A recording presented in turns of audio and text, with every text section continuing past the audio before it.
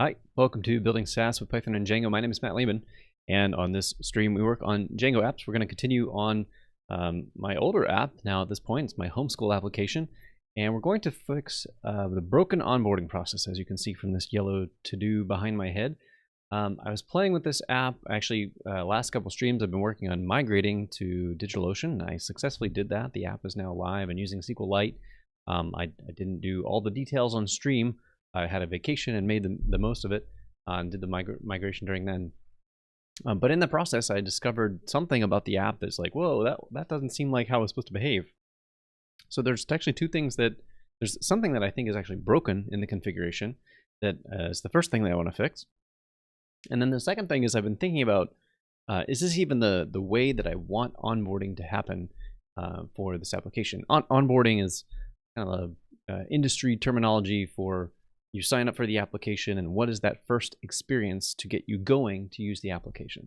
So this is what we're going to work on this evening. For context, enough to get you going if you've not followed the stream before, this is a homeschooling scheduling application. So it's built for my family and families like mine who do homeschooling and need to plan out their activities. So that's what the app does. I've built it primarily for my wife, and then I've got a few other customers that use it. But I want the people who try to use it to have like the best experience possible to maximize the potential that they would want to continue using it. If something is has a high friction at the beginning, then it's unlikely that people are going to stick around. Just that's the human nature of people trying out apps. So let's actually get the app up and see if I can demonstrate the process. And we'll get to it. So let's maximize this thing, clear out my ZSH, go into our project areas, into the homeschool app area, go to the main branch and do a pull. I said pull, GL, git pull. Okay, so there are some things that changed. Okay. So I did update my sub module here, and now it's saying no, that it's like looking for a different one. So I don't want that. How do I update my sub modules? Well, first let's delete also move the blog output. One of the things I talked about doing to rewind in context of this app is this app used to be deployed onto Heroku. And because of the way Heroku works and the way you do deployments and those sort of things, you have to have a lot of files in certain places. That's how the build pack system works. It looks for files in certain places so that it can take action. And after the migration, and I wasn't on that constraint of Heroku anymore, then I could move to a different model where I put files where I want to put files. So I did a bunch of cleanup as well, and it may not look like it. There's still a lot of files at this top level here, but there are far fewer files than there were. There are more things now, like so all of the blog content, for example, which is a Hugo blog, is now in this blog directory. I moved all of the JavaScript stuff into this front-end directory, and so on and so on. So that was a nice little thing to do, but it did leave some things behind. One of those things was a blog output directory, which I just removed. I moved the git ignore, so there was still a set of old files on this clone that was there. So and then I've got this update to the blog itself. I had to, it was running a version of Hugo that had removed some deprecated functionality that still existed in my theme. So I had to fork the theme and go and modify it myself. And actually it was kind of a positive change in the end because the theme that I was depending upon was in some random GitHub user's profile. And if they decided to delete that theme because they said they weren't maintaining it, then I was going to be out of luck. So having a fork now gives me a stable place to pull from that in the future and make any little tweaks and modifications that I want.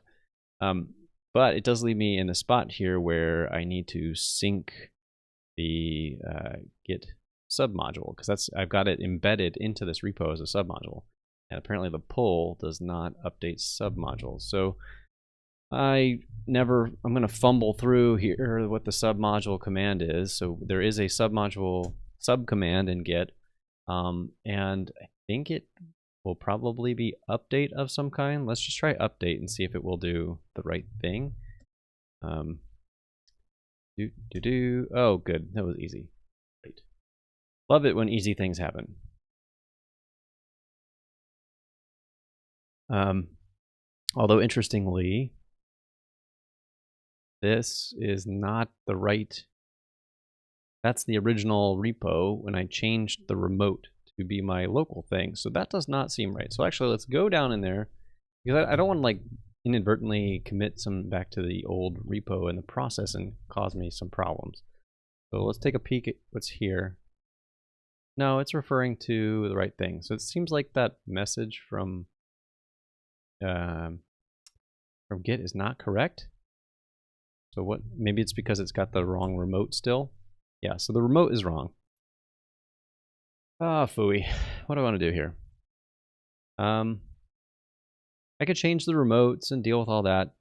I'm gonna pretend that it doesn't matter right now, and we'll just deal with that for today.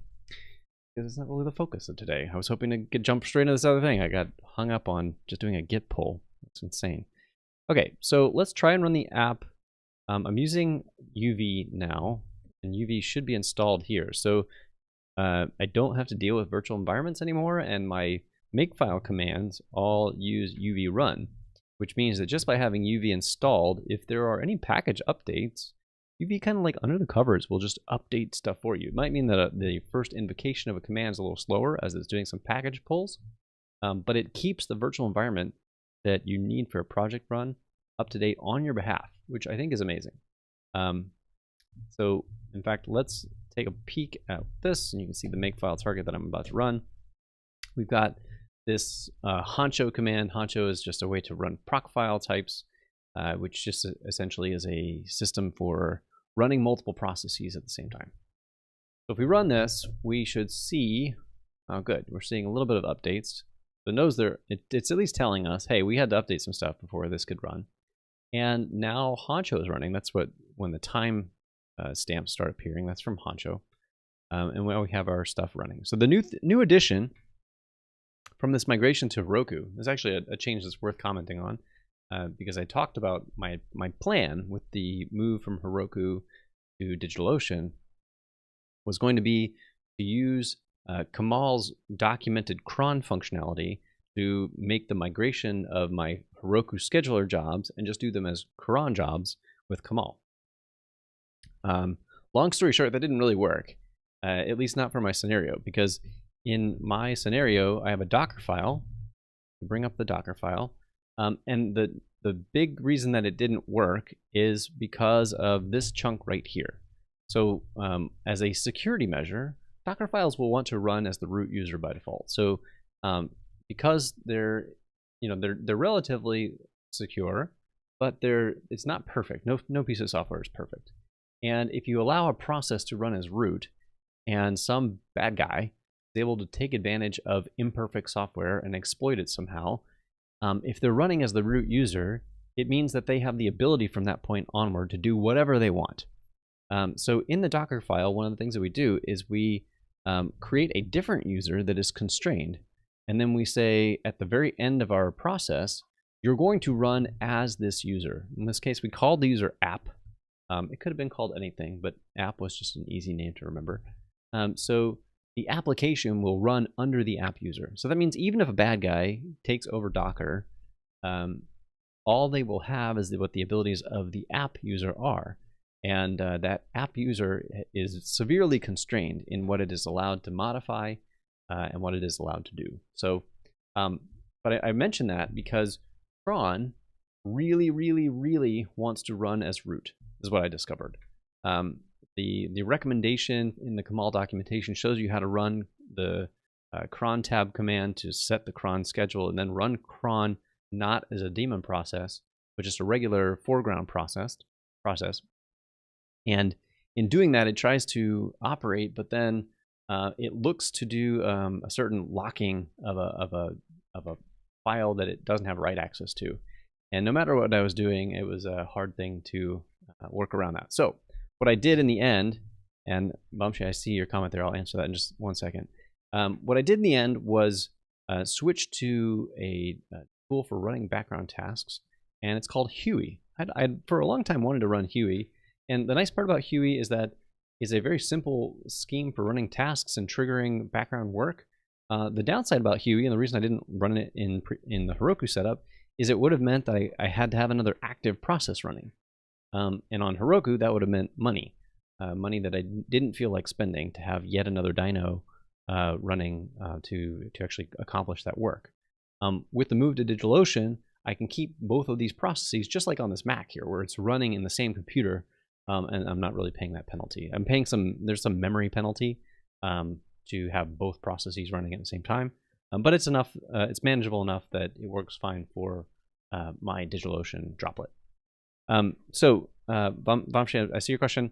So the project I'm building is not a new project. It's a homeschool application that has actually been, well, when did I first work on this? Let's see, let's look at the first commit. I think it was back in 2020. So it's been happily serving my family, who do homeschooling here, and some other users as well. It looks like right back into 2019. So yeah, start of the pandemic, then I got really into this and have been steadily making changes to it over time. Well, you can see there are some lull periods in here where I was working on a different app. So the stream doesn't work consistently just on one application. We work on a couple, and we kind of switch back and forth. So during this period in 2024 and late 2023, I was working on Journey Inbox. And we'll come back to that, just not today. So, all right, getting back to what we want to show though. Let's go to localhost on 48,000. And let's try out the login process and see if I can replicate the error behavior. So, and I can't even show you where it's supposed to go yet until we're logged in. So let's try this. We're going to go to over here, and we'll say ASDF at testing.com. None of this part matters because the login process that I have, or sorry, the sign up process, and I'm just realizing I'm not on the right page. So we will switch over to the sign up page and do the same thing. The sign up process uses email as a verification step. It's basic because it's important for me that I combat bots. And one kind of easy-ish way, it's not perfect, but one easy-ish way to combat bots is to force verification through an email process, because the bad guys who want to set up bots and like easily just log into your app, they don't want to have to go through emails and click verification links and do all that other stuff. So they don't tend to bother. Maybe the more advanced ones for popular projects do, but certainly not for little apps like mine. But we don't actually want to send email during development here. So I'm going to hit this button, and what it's instead going to do is it will dump out the email content to my console. I have it set up on, if we go over to the, if we come over to the example environment file, I think we shall see, yeah, here it is. Email backend is set to point to the console email backend, which means all just stuff that would go sent out on either SMTP or to your email service provider, whoever that might be. In my case, SendGrid. None of that's going to actually happen, which is good. I don't want to send emails during development. So let's click the button, and we put in a password, and it's going to say, hey, check your email. That's where it is. I don't really want to save that information. So we sent it to ASDF at testing.com, and we jump over here, and this is what would have been sent to that user. There's 2 emails that come with it. There's a text version, and there's also an HTML version, depending on what kind of email client you have. So the thing that I want to do, though, is I want to open this URL. I'm going to pretend basically that I was opening this in my email and completing the confirmation process. You open it over here, and whoa,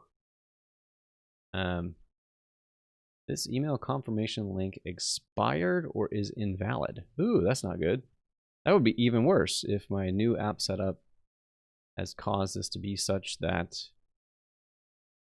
my email process doesn't work. Oh, I see. It did the open URL thing didn't include the full bit.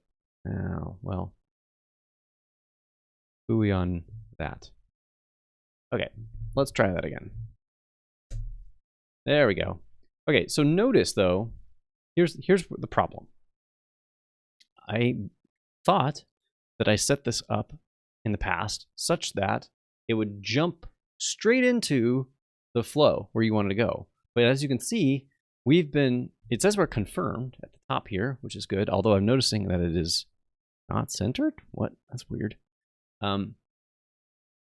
But we're back at the login page. And that's a big problem because now if I should be able to log in at this point, asdf at testing.com, and do the password that I had.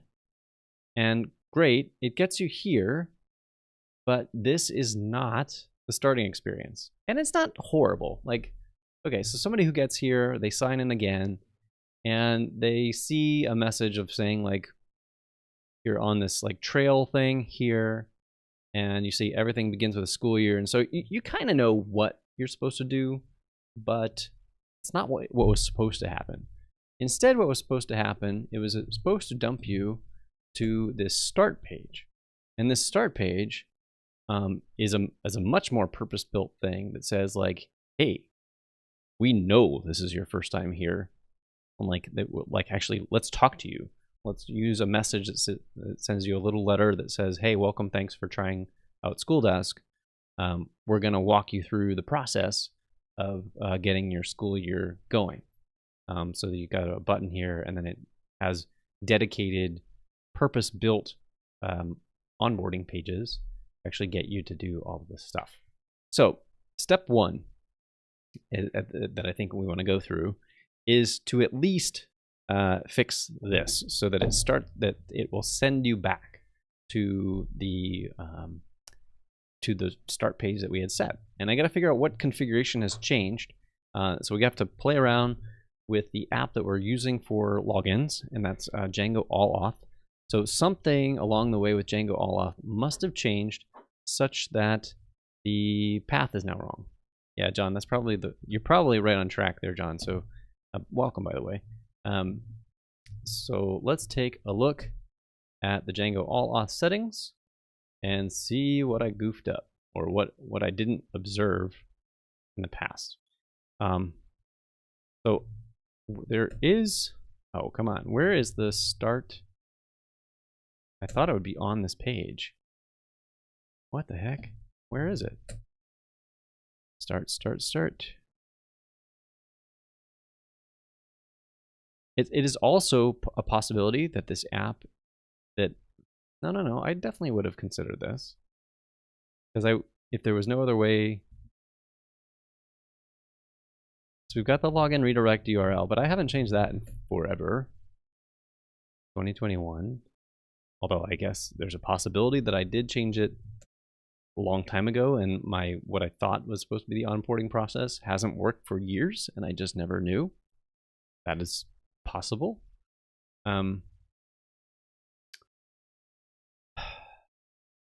Okay, let's go down to, there it is. Why was start? I was searching for start. Did I mistype it?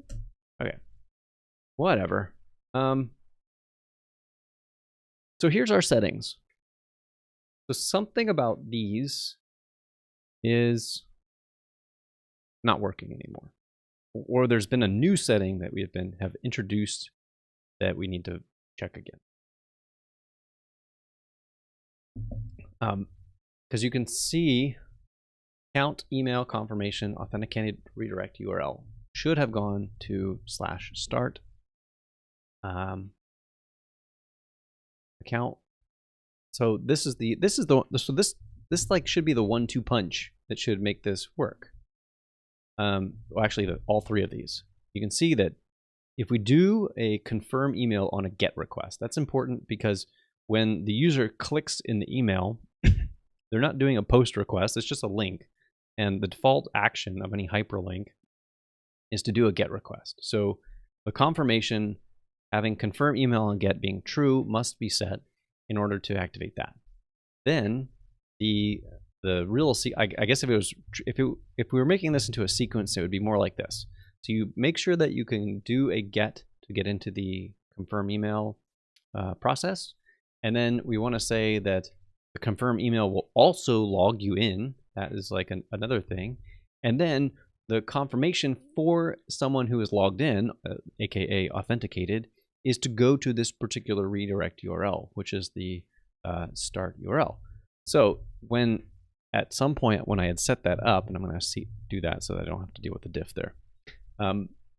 When I had set that up, that was all that was necessary to make that work.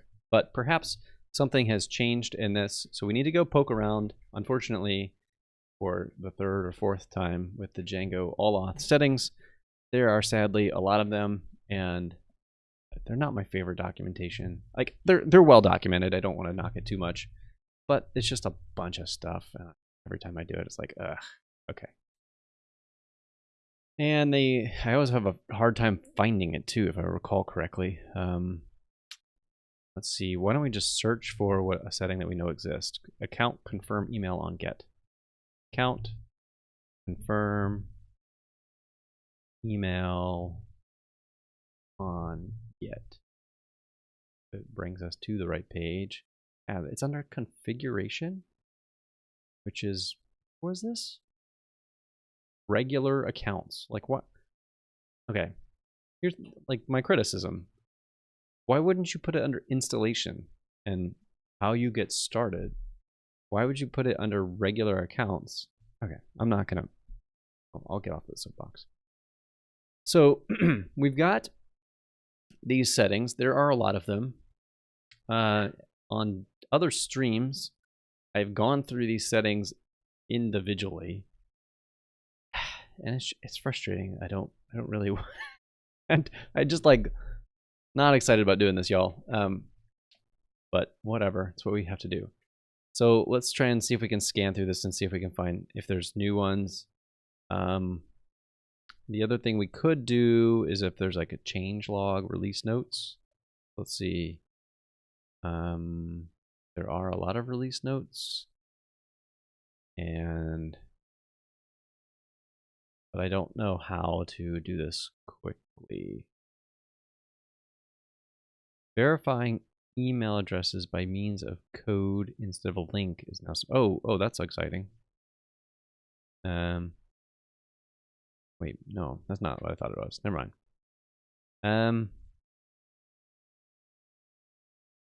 Okay, I'll scan through this just for 30 seconds.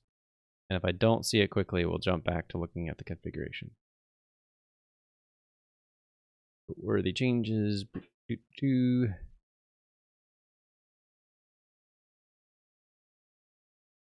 Oh, I know this is hard to read, probably.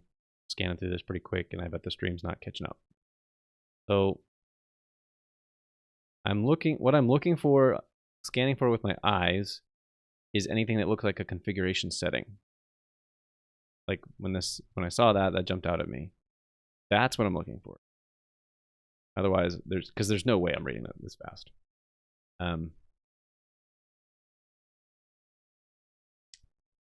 Well, I don't see it, and that's the bottom.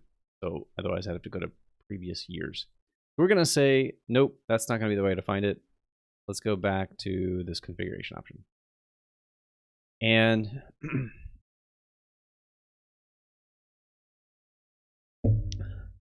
yeah, this might be not a bad strategy, John.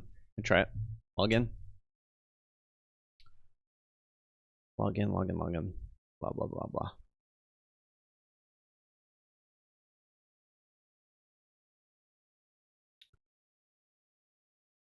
The other thing okay, so if we, trying to think of what else we could do, because the confirmation link, well, I can't put a debug breakpoint in there easily, so it would be hard to like run this code and watch it step through this stuff. The other thing we could do is trace through the code literally ourselves, but was it this project? Or if it's the project I'm thinking of, that's even more onerous than looking at the config. Again, some of these projects are fantastic, but just the fact that they are so robust means that sometimes the code gets confusing.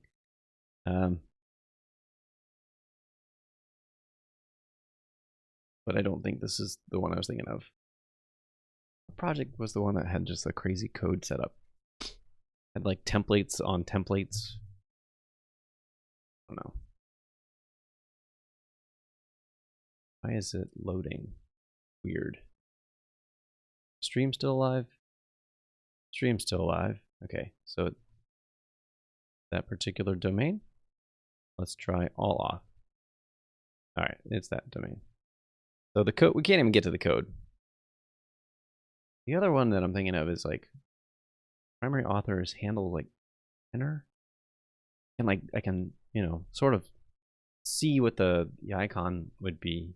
His icon has like a long kind of pointed nose character thing. But that's for a different project, pretty sure. All right, so let's camp out here and make sure we don't miss anything obvious. Did I do these in order? I don't think I even did these in order. Sad.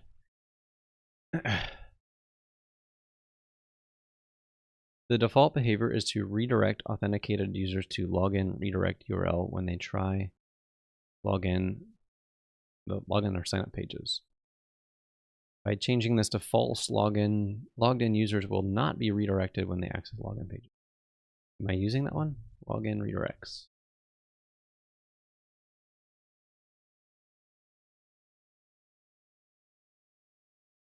Nope. Okay, so we're using the default for that. And we've got the authentication method. Authentication method is email. And account change email, it doesn't look like it. Account confirm email on get. That's what I said. Like, this was what permits the confirmation email to log you in. Or is automatically confirmed. It does a modification database on that that get call. So I think that's necessary. The URL to redirect to after a successful email confirmation in case no user is logged in. It goes into the login URL, but this thing should not be needed because it shouldn't be anonymous. Because if this is working, log in on email confirmation. Actually, let's jump straight to that one. Let's make sure it's still there. Log in on email confirmation. The default behavior is not log in users and redirect them to that place that we don't care about. By changing this to true, users will be automatically logged in once they confirm their email address. Note, however, that this only works when confirming the email address immediately after signing up, assuming users didn't close their browser or used some sort of private browsing. Why is that the case? And I wonder if this is what's new. Only works when confirming the email immediately after sign. Is there a timeout on the? I don't know. Because we did that immediately. We did this as if the documentation says here, and it still didn't work. So that didn't seem right. I think anyway. I took a little bit of time to explain it, but not enough that it would time out. It certainly wasn't 3 minutes. The code that is emailed has a limited lifespan. It expires this many seconds after which it was sent. Well, okay. Let's test the theory. So the best working theory I have right now is that timer is the problem. Yeah. So let's try and do one of these very quickly and make sure that it's not a timing thing. And if it is, I'm just gonna like set that timer to be nearly infinite. I don't care. Like, click it when you want to click it.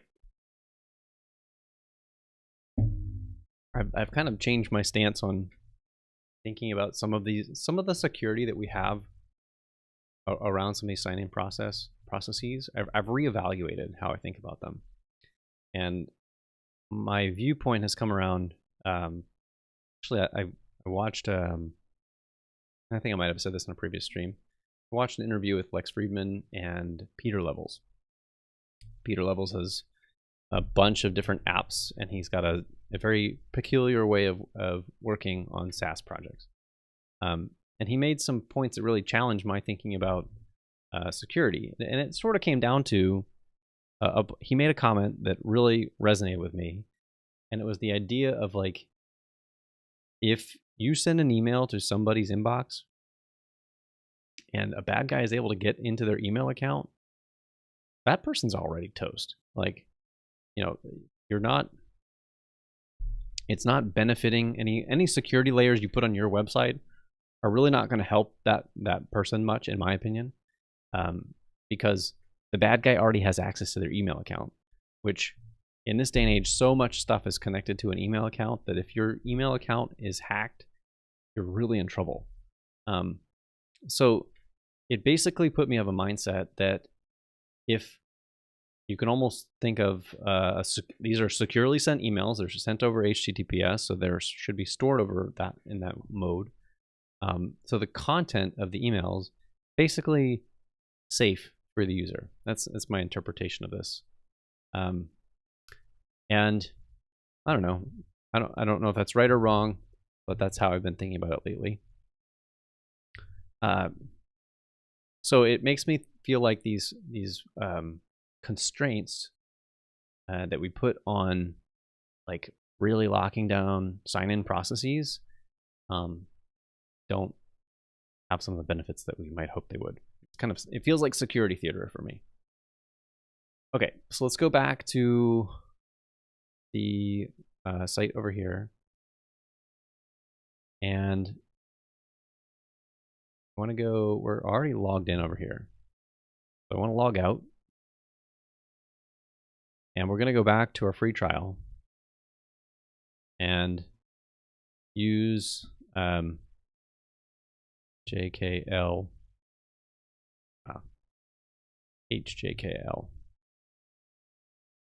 HJKL at testing.com, and give it a password. Okay, so that went very quickly. We're going to do this in less than 3 minutes according to that timer.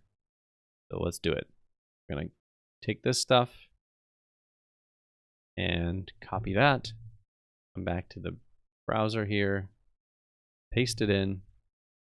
Nope, went right back to the login page. Okay, so something is not working about that confirmation page. Accounts confirm email is not doing the right thing. Boo.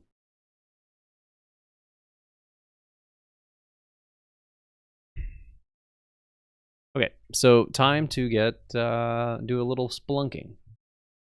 Let's go into the virtual environment, and we're going to go into lib python3 site packages, and the django-allauth should be in here. Django underscore allauth. No, that's the dist info. That's not it, right? Yeah, that's not the right thing. What? Phooey. Where's the allauth stuff? Or is it just called allauth? It's just called allauth. All right. Now that we're in here, one thing I did this working fine. So we need to find that confirm. What was it? Confirm email. That's the name of the URL. Let's go to. That's my shoot.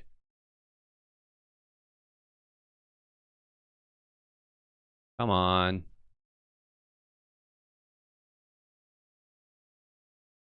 My file searching, my fuzzy file searching. I love it. Hey, Akil, welcome.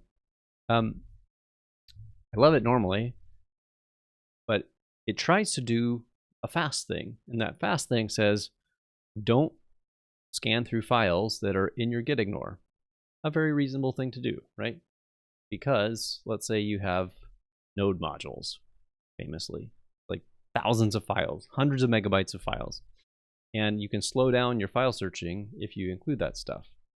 But one of the recent changes in Python, and a clever one, is that in every virtual environment, they put a gitignore file. And they put this rule, star, which means now that if I come into the site packages of any app and try to then scan for files, it says, no, there are no files here because the entire virtual environment is being ignored. Even if I, am going down into a specific directory, which is kind of annoying. Like you can see, I have a shortcut even for searching all files, and it's still seemingly ignoring everything in here. Pain in the butt. So I want to get, what do I want to get? I guess we want to go to the account URLs. That's going to be the right place for the URL patterns we need, because the other stuff is social and third party. Yeah. Account URLs, confirm. All right, email verification sent, but that's not the one we want. We want the other side. We want this confirm email. So we want to go up and into the views here and go to confirm email. Nope, I don't want to go look for that. I want to go to confirm. What? Why is that pattern not found? What are you talking about? Confirm email. Oh, wow, look at that. They took a class-based view and turned it into, oh, that's funny. That is an interesting strategy. I don't think I've ever seen this done before. Normally, I've seen it done like, let's use this in a urls.py file. This is a new thing that it's never occurred to me to do this, but actually kind of brilliant. You don't need any special configuration. You can turn a class-based view into the function view and then just store that in the module. That's actually really clever. All right, so let's take a look at what happened. So we come in here. This is the class-based view, I guess. We're on the confirm email view. We are on the get request. So we have confirm email on get, which should match to this. It must have stripped off the prefix in the app settings. So we've got confirm email on get, which is telling us logged out something. I'm not sure what this business is. What kind of view do we have here? We've got a template view with a couple of mix-ins. I don't know what I'm looking at so much. But we're going down into post, which is, that's what it's saying, is like this this setting is basically saying we're going to treat it as if it's the post behavior. So if this was working right, now okay, here's the problem. Maybe this wasn't working right. And here's something. So we can get in here if we want. We could drop a debugger right here and then run the app, go through that login process one time again, and then we'd get to here. I might end up doing that because I can only guess so much. So we want to come into, we're coming into post. We get a verification. Get object. What are you getting? We're not getting a 404, so we know it's not. It's actually doing the email confirmation. That's good. So it is coming here. It's getting the verification. Verify email and resume is calling some stuff. Yeah, I don't know which one of these is happening. And yeah, I think we're just at a stage where I just want to go through the debugger. It wasn't how I was planning to spend the stream tonight. I was hoping this would be an easier fix, but what are you gonna do? So let's drop a debugger right here.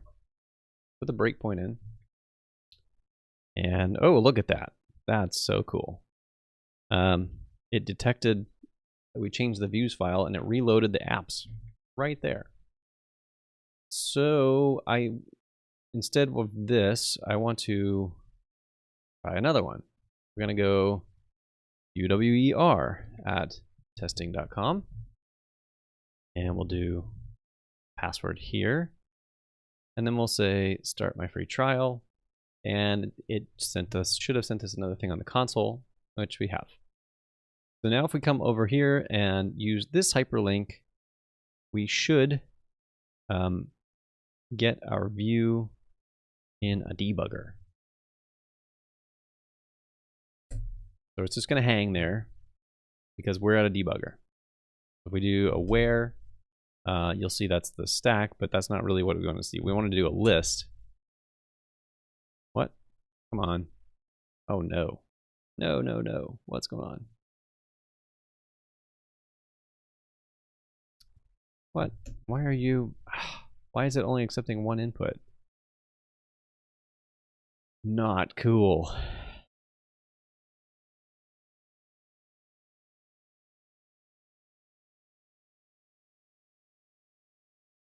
What did you do? Timeout? Probably timed out. Yep, there's a worker timeout. All right. So let's switch strategies. What do I want to do instead?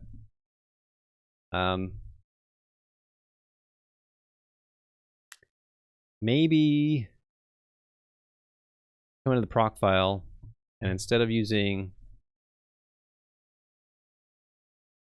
web with gunicorn, let's do web with the run server.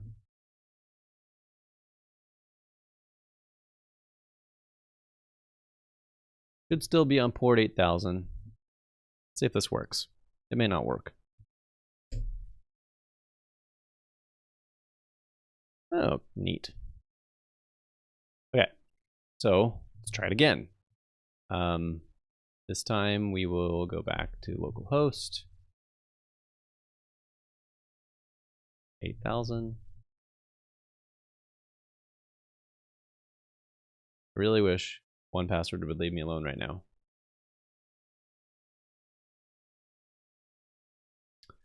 Let's do another one.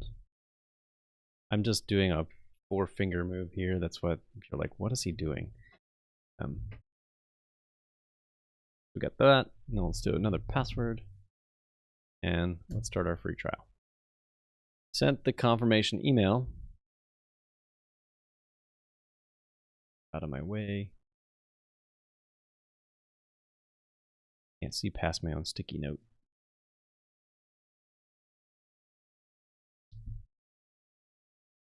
Hopefully, I don't think the reason I switched is I don't think the run server is going to have any kind of timeout thing going on. I think we'll be safe to do stuff here. So if we do a list, all right, so now we have, let's hope that it will accept more. And do another one. Oh, da. Maybe it's Honcho. Maybe it's Honcho is like not buffering, or it's trying to buffer. Phooey. Okay, try again. This time, what are we gonna do? I don't care, we're not making front end changes, we're not using the worker, so let's just do uv run manage run server. Good grief, this is way harder than it should be.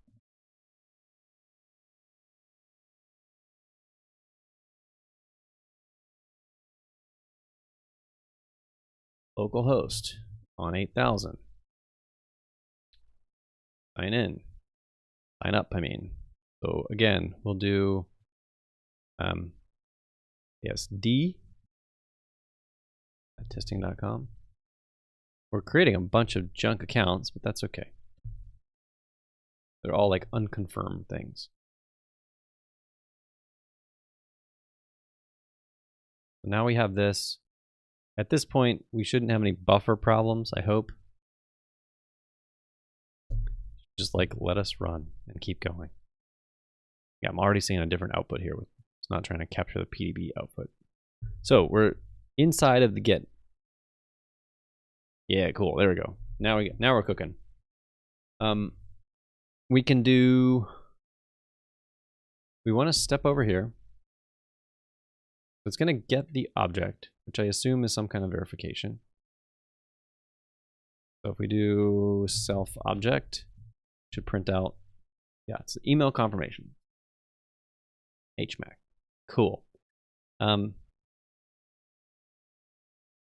I don't care about the log out other user bit. So I guess if there's anybody else logged in, it was gonna log them out. It probably does that for consistency. And this, we should be going in here now. Should go down, because this should be true. And we confirm actually. App settings, confirm, email on get. Or I could just hit next, but true. So then we're gonna go have the opportunity to go into post. So let's step into post, and now we're in the post function. We can go next and go over that step because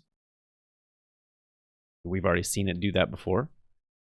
So I'm gonna next over this as well, because I think that this verify email, and it should do that verification properly, because it was a valid HMAC. We gave it the real URL.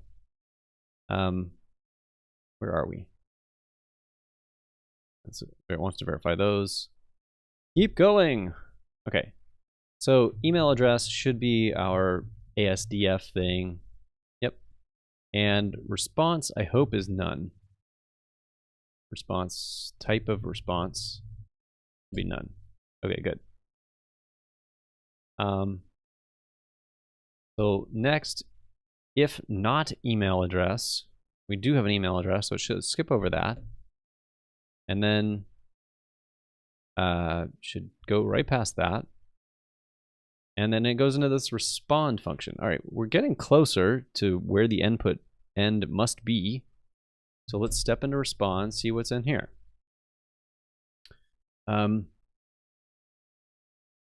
Next, let's go past this. And what's the redirect URL? Accounts login. So if not this, why are we coming here?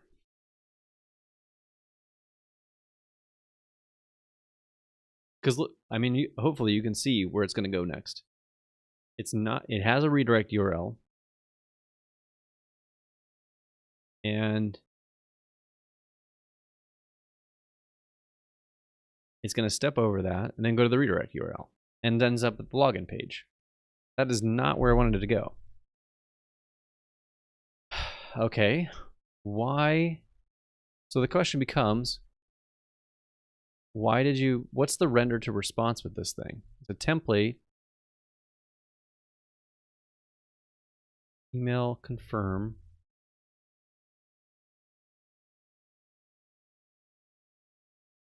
Render to, didn't go there. Get context data. Was there a get context data?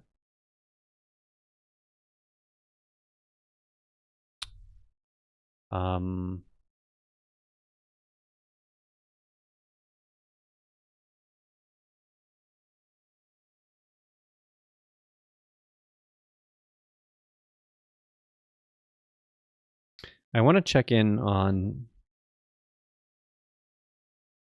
I mean, it's pretty clear where it failed, but where was it supposed to go is the question. Like, why did it not go to confirmation authenticated redirect URL? Where is that in this code? That's what we need to find out. So let's search for that. Email confirmation authenticated. My suspicion is that it was supposed to get that when it got to here. It was supposed to get the redirect URL,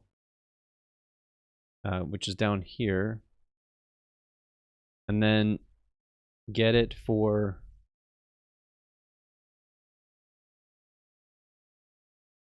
where is it? Get context. No, that's not it. Sorry. Either get next URL or this thing. And we didn't step into that, did we? Why did we not go into that? Because we didn't think to. Okay, now we know, though, that we should have stepped into this. And we stepped over it instead. So I think what we want to do is put a debugger here and then get rid of the other one. And because that's like, then we'd be at the point that we care about. The rest of it's just like, we've gone through all that stuff. We don't need to do it again because we've verified all the behavior that we expect. All right. So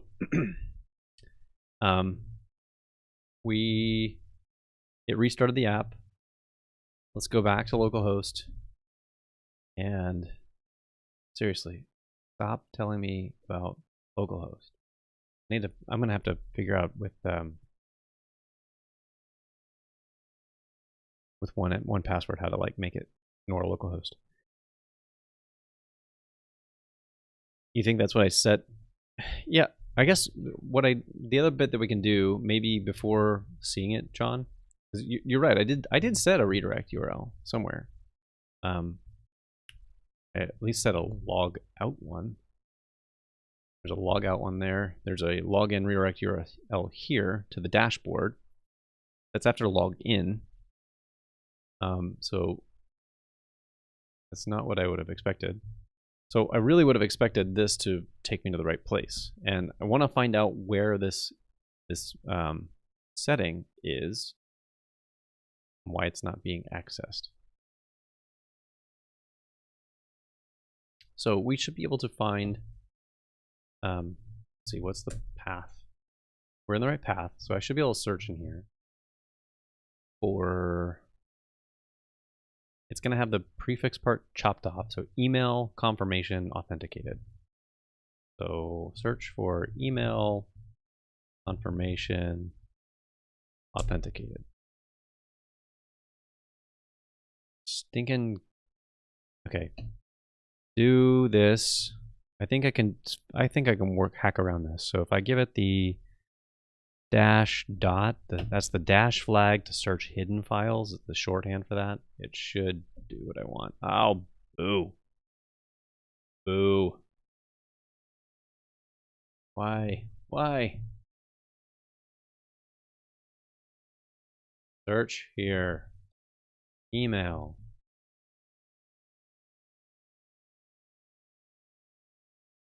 Yeah, why? Okay. Run with debug, I guess.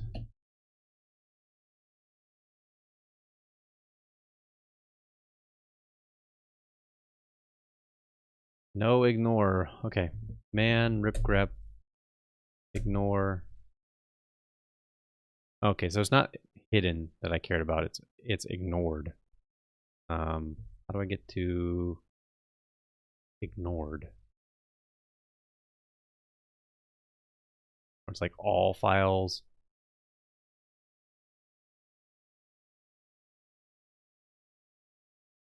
Come on. No ignore. Yikes. No ignore. Email confirmation auth. So the ironic part is like for people trying to do something useful with like not accidentally committing virtual environments to source control, it made my process harder. Okay. So it looks like it gets stuffed into an adapter. So there's the setting, the definition of it, but where it gets used is in this adapter. Ah, there we go. Confirm. Okay. Maybe this is the new thing. Email confirmation authenticated redirect No. Is that the email confirmation authenticated redirect URL? That is the thing, right? So what happened here? Maybe the user wasn't authenticated by the time it got here. And if so, why? That's messed up. That they should have been authenticated. If not, they would have come down here, and we know that this thing defaults to account login. I think that's how that works. So we're gonna find out when we get to this portion. That was in the get redirect method. Right, it's in here. This thing comes down, goes to get redirect URL. Down here, does this. It's gonna be a no, because there's no next parameter. And then it's gonna go into the adapter, and then eventually come in here. All right, but we gotta do it. Let's go.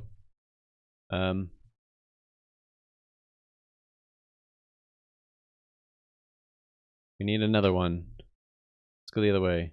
T-R-E, pray, true. That's a weird spelling of true.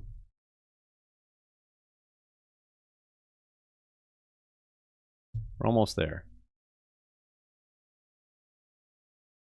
Mila, thanks for subscribing. Not the most riveting, I realize, but you know, sometimes digging and debugging, the way we learn.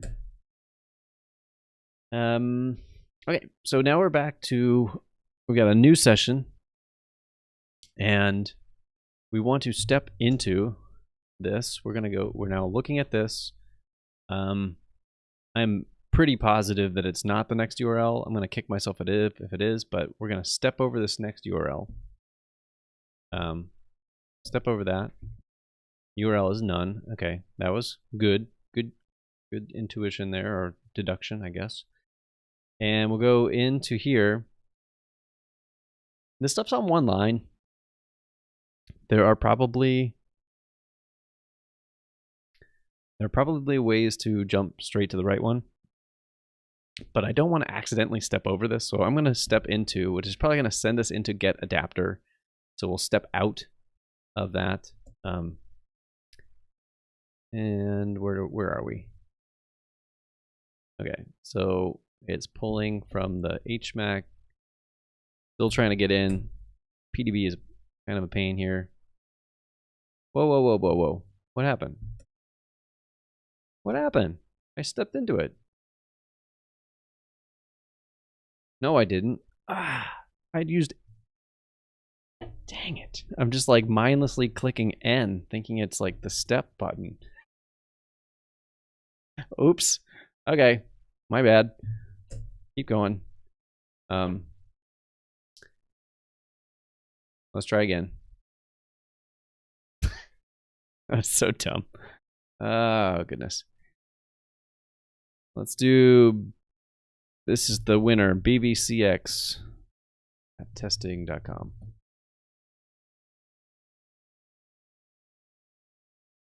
All right. With any luck, this is the final time that we do this. Okay. So, step over with next, and go past, step into, I'm going to say step into this, step into, okay. Now set it out loud, I'm convinced that it will go into the right thing. We're going into the adapter.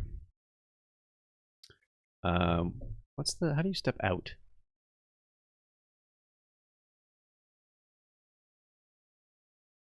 I thought there was a step out. Is there not? I'm just not seeing it. H or next. It's probably like U or something. I don't know. Not enough. I use like a handful of keys in PDB, and it's generally enough. It'd be nice if there's a way to just like get out of this quickly. So we don't really need to go much in here. Oh, thankfully it's only just step over this. Okay, so now we're back here. I want to be careful not to go past this again. So step into something. Step into. All right, finally. So we're at this. Are we at the spot that I thought we'd be? The adapter. Yeah, there it is. Okay. So now we can start doing some next stuff here. So this is gonna come back as none. I'm pretty positive. Get URL. What are you? You're none. So it's gonna go past that. Now, so are you authenticated or not at this point? This would be telling. False. Ah. Okay. So we never got to our start URL because it didn't actually authenticate us. Why? Why didn't we get authenticated?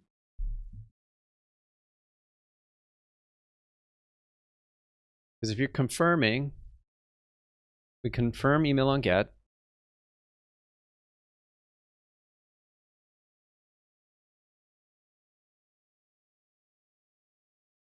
If there was somebody authenticated, they get logged out.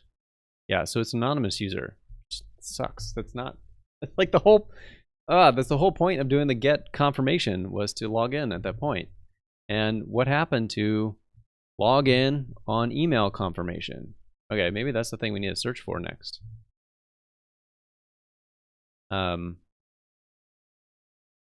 No ignore. Log in on email confirmation. App settings. Internal flows. Set that to true, right? It's set to true. Email verification. I don't remember encountering that chunk of code at all. Internal flows, email verification. Count internal flows, email verification.py. Oh, maybe it's one of those things that we blew past thinking like, oh yeah, this is for sure. They got this. So log in on email confirmation.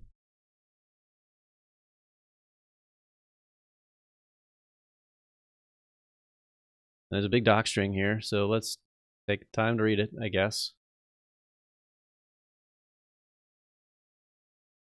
Simply logging in the user may become a security issue. If you do not take proper care, don't purge used email confirmation, a malicious person that got hold of the link will be able to log in over and over again. The user is unable to do anything about it. Okay, again, this comes back to if somebody has gotten that link, they've either like accessed that email account or they've done some serious spoofing. Either way, you're kind of toast. I guess they're trying to account for like somebody is sniffing your traffic and they got the link that way. I don't know. It seems very paranoid to me, y'all. Even restoring their own mailbox security will not help, as the links will still work. For password reset, this is different. Mechanism works only as long as the attacker has access to the mailbox. If they no longer have access, they cannot issue a password request and intercept it. Furthermore, all places where the links are listed, log files, even Google Analytics, all of a sudden need to be secured. Purging the email confirmation. Okay. Yeah, but these links are...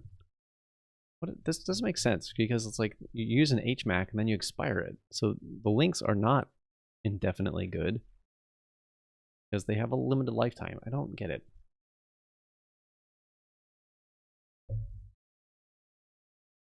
Maybe that's what they're saying. Purging the email confirmation is maybe that cleanup. I would, yeah, whatever. All in all, we only log in on verification when the user that is in the process of signing up is present in the session to avoid all of the above. This may not 100% work in case the user closes the browser, but at least we're secure. Okay.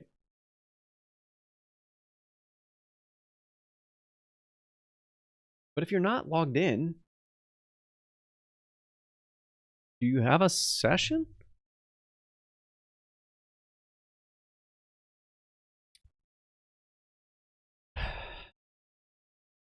I mean, okay, I guess you have a session. That's what that's from here. There's a session ID as a cookie. So you have a session.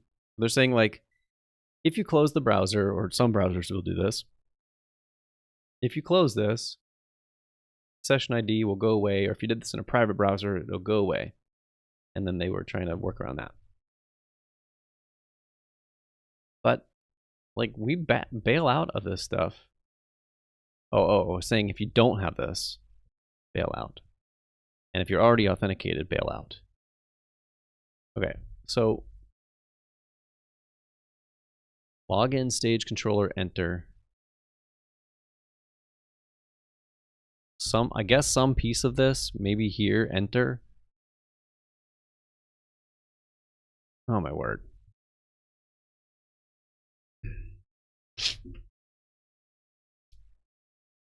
What do we have? So in theory, I guess some part of this was supposed to log somebody in. But where was it going to do that? This comes at login on verification. Log in on verification. Where is that?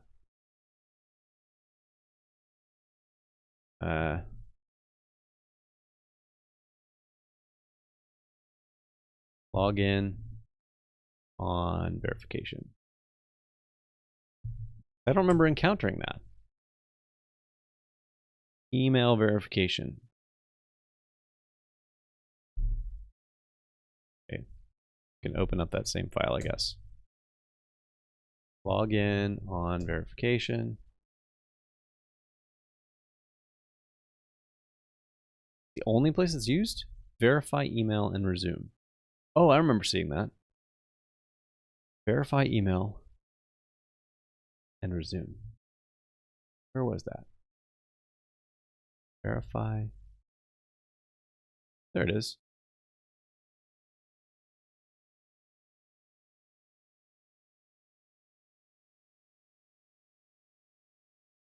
Oh boy. So in theory, wait. Verify email and resume. We get the email address. Log in on verification. That was true, so this stuff should have happened. So that spot where we actually went past this, I think what happened was it should have come in here. And the resume part maybe was what should have gone to the start path. Log in on verification. If we go down to this, get to that long thing, we get to, they're not going to be authenticated, so they're supposed to come in here. They should have gone in there.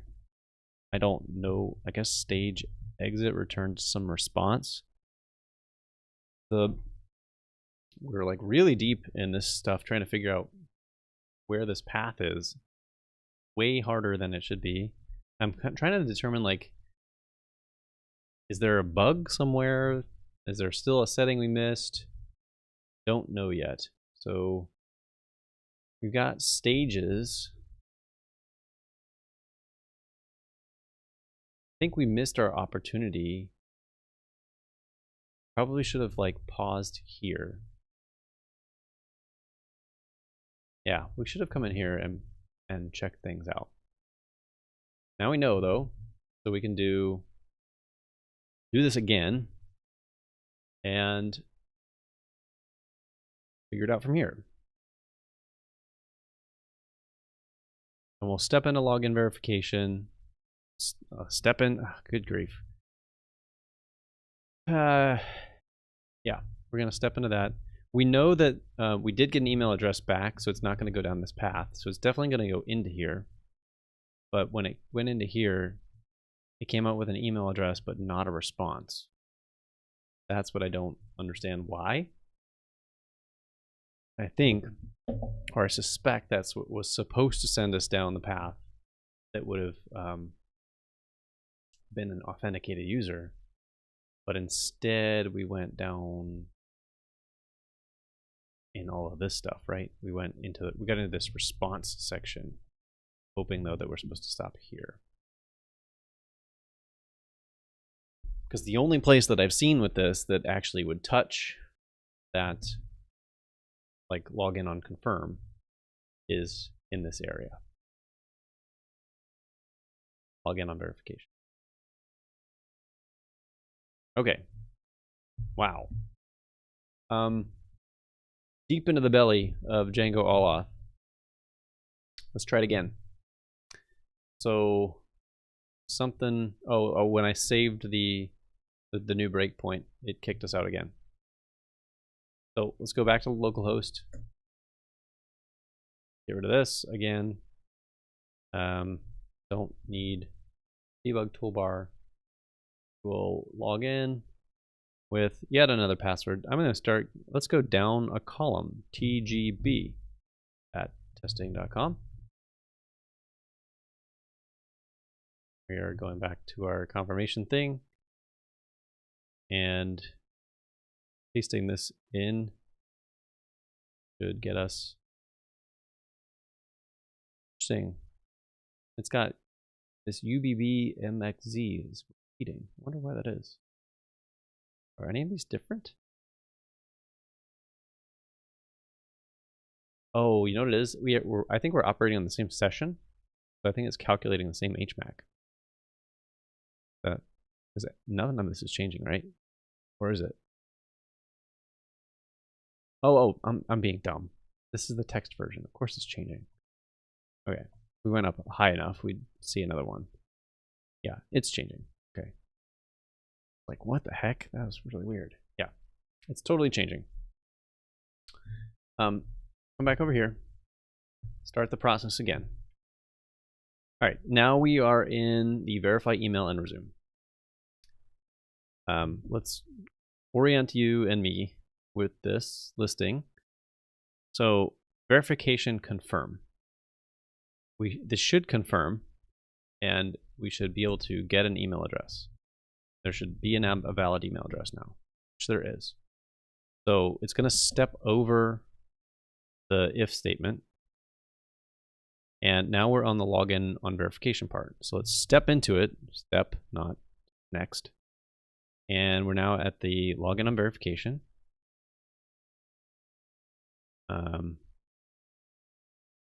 Get a bunch of bits here. So next. Okay. We do have, let's see, app settings, login on email confirmation. Should be true. It is. It's not going to go into that if statement. We shouldn't be authenticated here. And we weren't. So what's skipped over that. So now we're at the bottom, and we've got this stage stuff that I don't know anything about this stuff. So I have no idea what's about to happen. So let's go in and check it out. We're at a class method apparently. And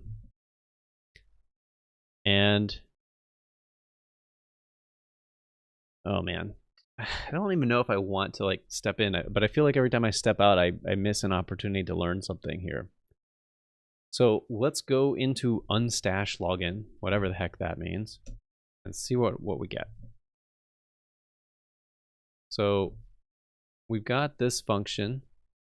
It looks like it pulls from the session a login session key. And then if it's a dictionary,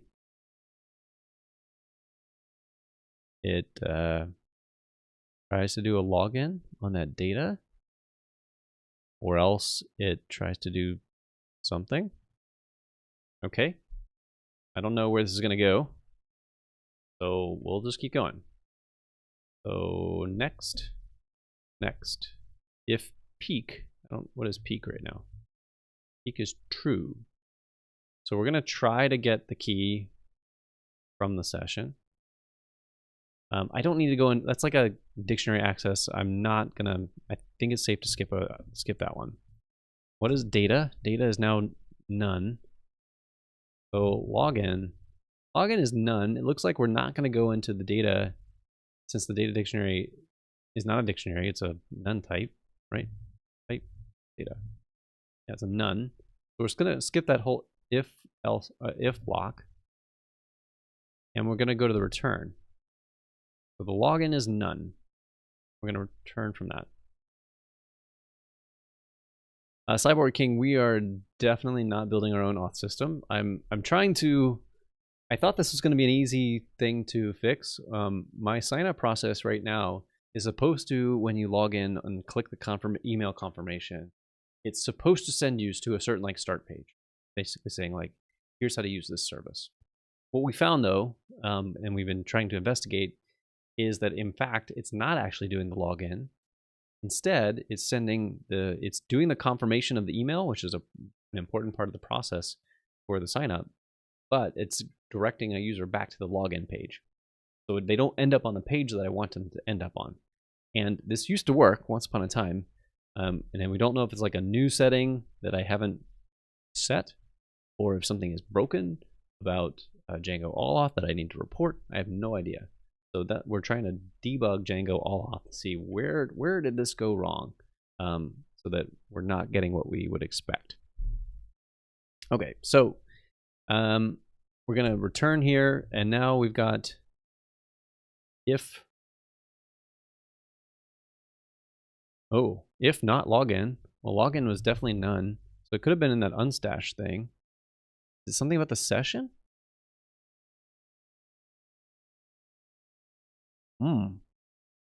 Interesting.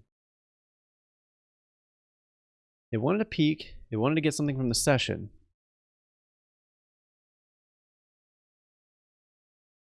What is the login session key? What is that supposed to be? That's not a setting, right? That's a flows login. All right. So let me open it up with another one. Hard rip grep.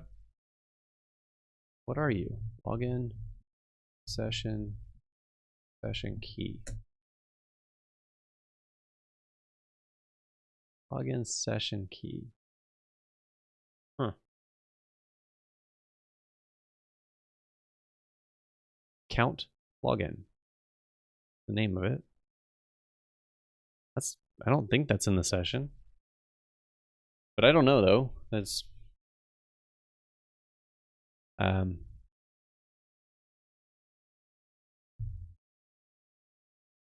you think I have to tell it to set the session?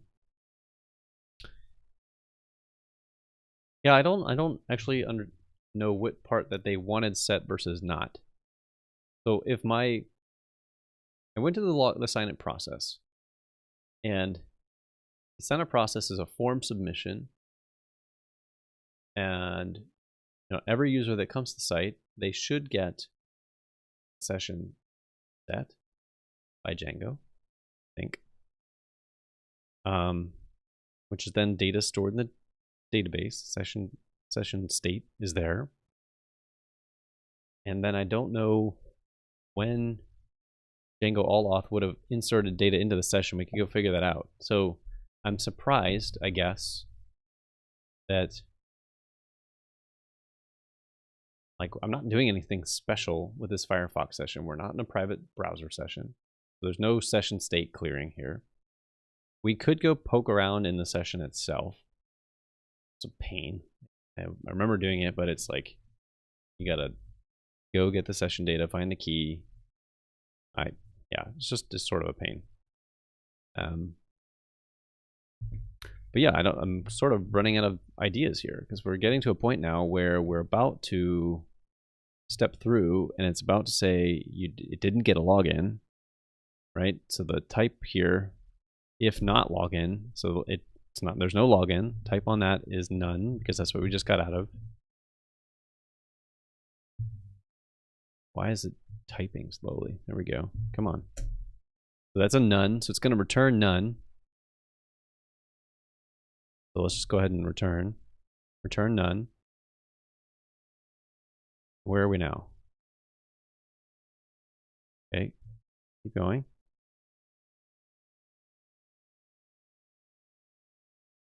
So that's the answer for stage at that point is none. So if not stage or not stage login. So it didn't do it. It did not log in the user. So it's returning none.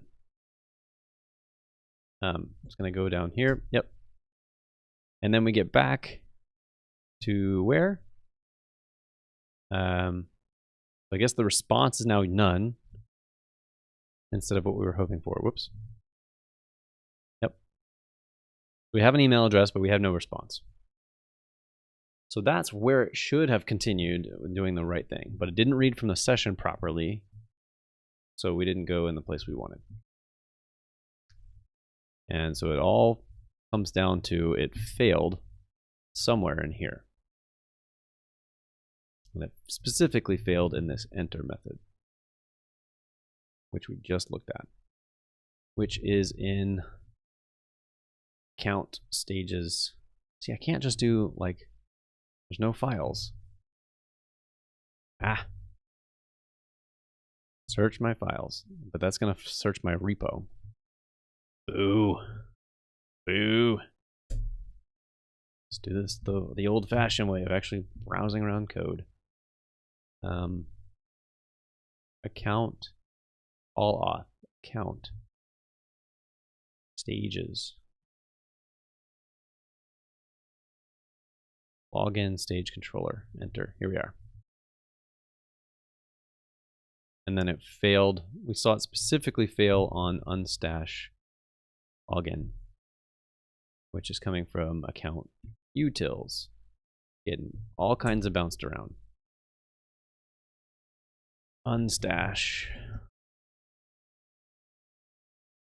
Here we go. Realize it's hard to see. I'm gonna have a split over here and put it towards the top. Fizz, thanks. It is cool stuff to see this all. It's cool. Like this is a really good project. Like it's a fairly well structured project. It's got a lot of layers, as you can all tell. I think the key is here. There was supposed to be some session data that didn't get set. We had a peak. Oh, that's interesting, actually.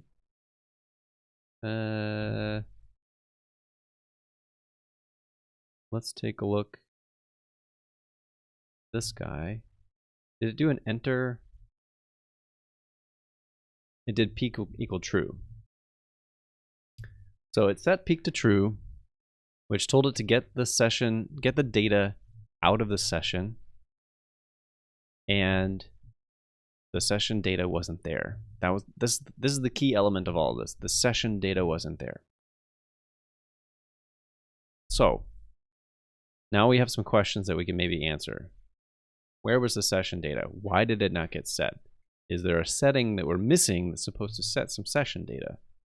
Because in theory, if I follow the login process, maybe it should have set that.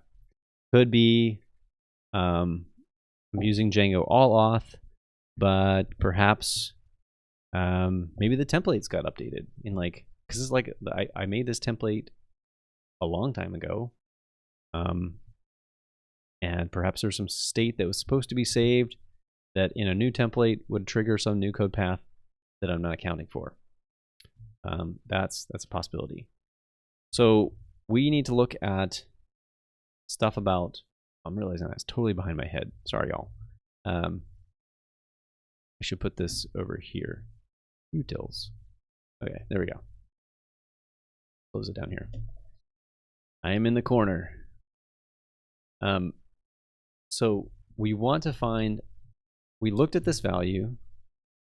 The value is the literal of account login. So it should have been in the session data.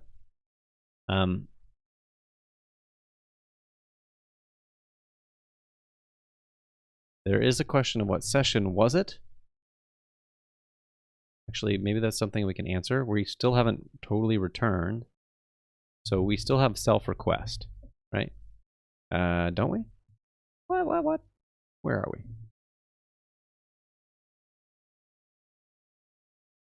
Where the heck are we?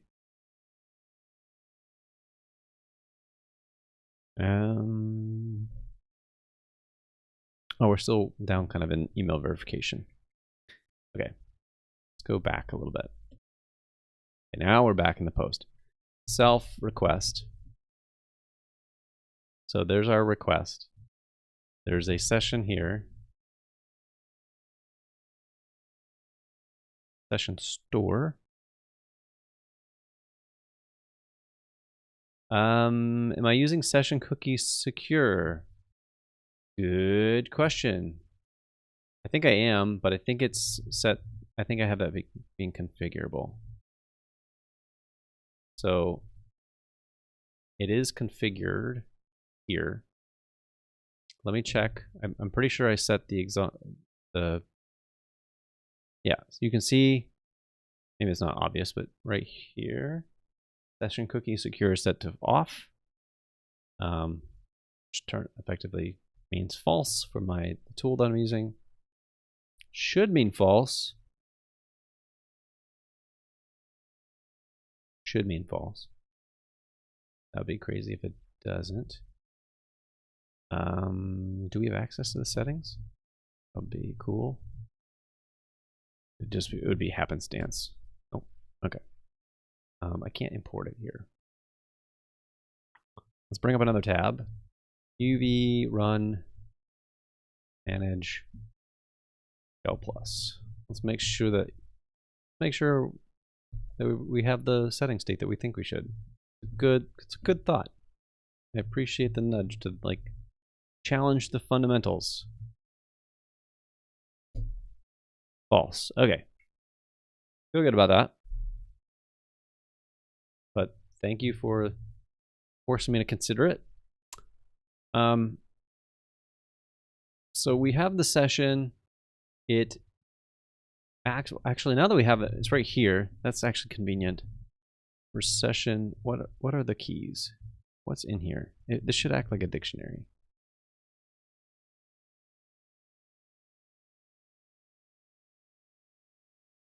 There are only two things in there. Account verified email. So what are you? Request session account verified email. What?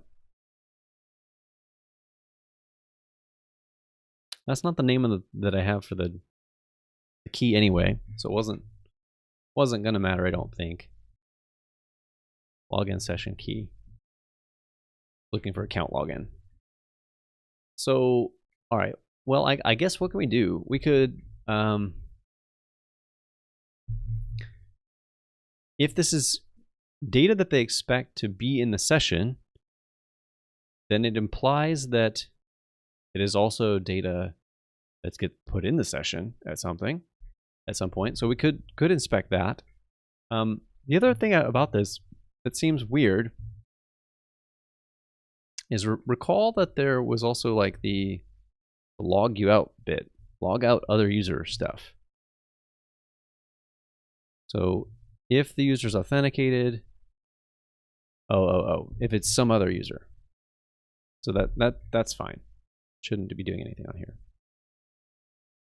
So if it was some other user, we'd log them out and then try the login process with this post. That's what it's doing. That makes sense.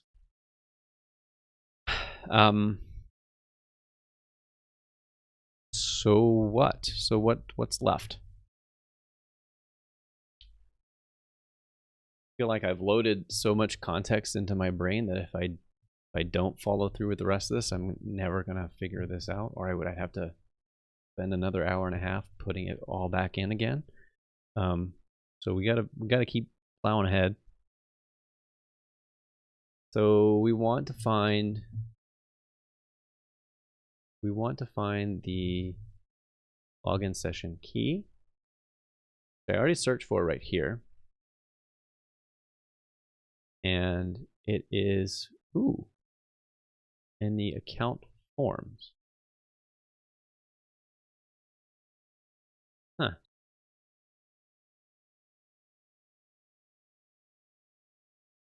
But there's middleware that pops it out.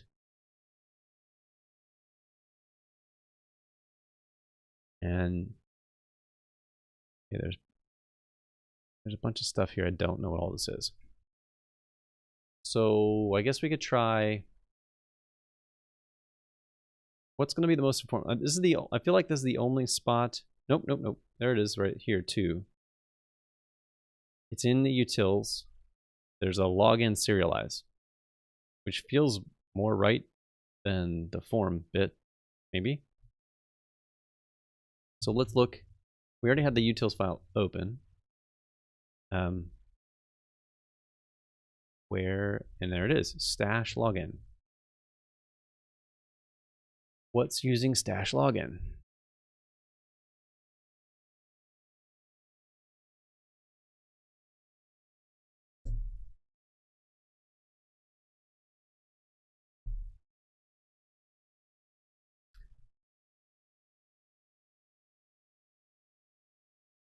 Stages. We've got,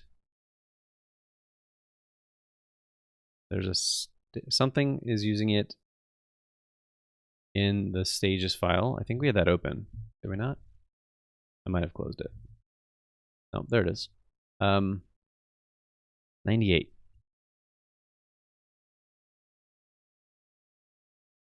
This is a handler on the login stage controller. So, well, okay. Which we did try to use. We entered this. We did the enter up here. But we didn't get past the unstash login. So we never even hit this stuff.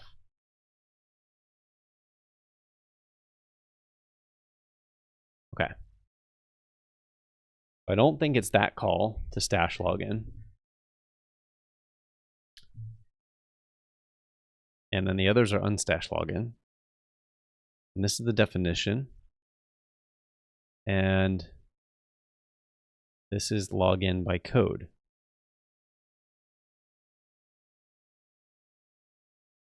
Is it feeling broken? Or is it just me?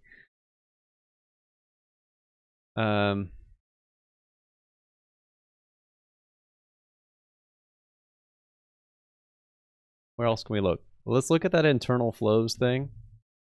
I don't know what that's going to be.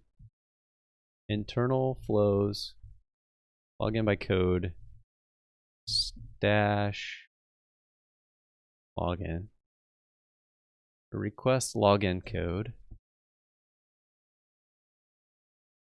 is initiated by a user. These are just confirmation. I don't think that's what we're doing. We're not doing code stuff.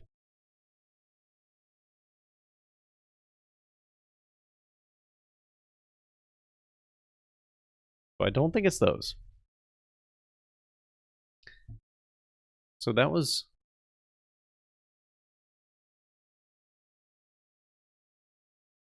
Oh, is that the place in utils? It's too many files.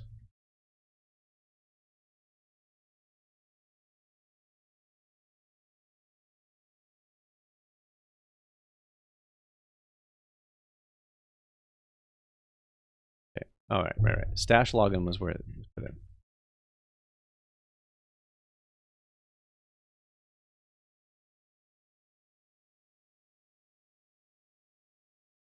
That's here. we could look at, okay, we didn't look at the account forms bit. I doubt it's a race condition. I don't know what would cause a race in this scenario.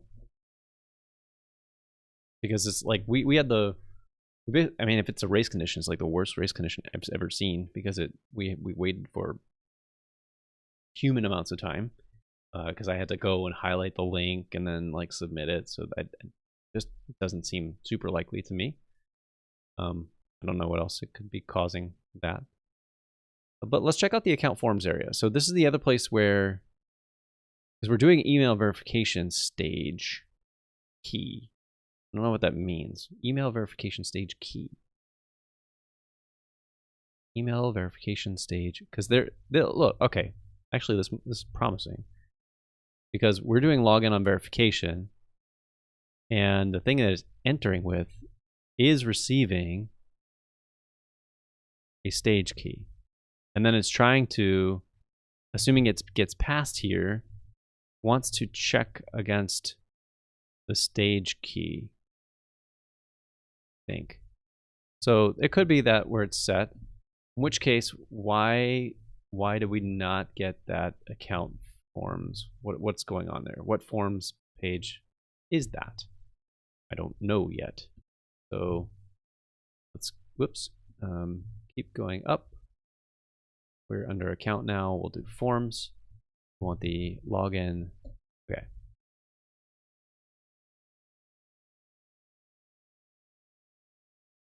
Well, that's not right, because the, or is it? If the account already exists, hold on. Where are we? What is this form? I'm making some serious assumptions and I need to get my head on straight. I think it's a login, a sign up form. All right, so sign up form. We take a username and email. Should be the form that we're using, the base sign up form.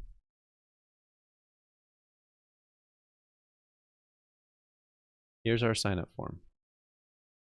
I'm gonna go, ooh, did I not use the sign up? Did I use my own form? So maybe there's like stuff that's supposed to happen in here. Oh, that could be telling. So we want to go to, no, I only use my own template. I did not use, so I used my own template, but it uses the, like the actual view. I didn't touch that. Okay. So I should be using this form.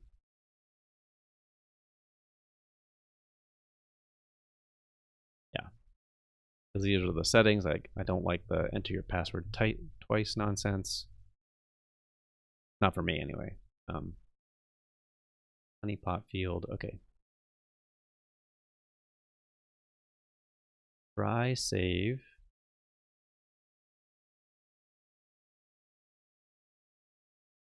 So I suppose, okay, we're backing up even further, where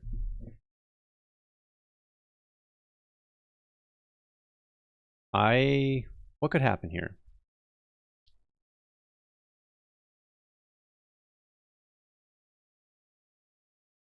I think we have a situation. What do we know? We know that the session data that is expected on the confirmation side is not there. So that implies it was either removed by something, or maybe it was never put in there to begin with, which feels most likely, frankly, to me. And we can find that login session key and see if this runs. And it feels like it should run here, but I don't know. So what called, try save. Why are there multiple of these? There's a try save here. What is this? This is the sign up form. That one called the base. So there, we got one from the base. There's another one above it. What is this one? Oh, wrapped around. I see. There are three. Oh. I paid attention to my editor. Oh, can't. There it is.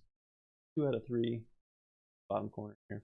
Oh, like mouse over, like you see over my monitoring screen on the side. Down here, there we go, is showing that there are 3. Cyborg King, this is not my code. This is a different package.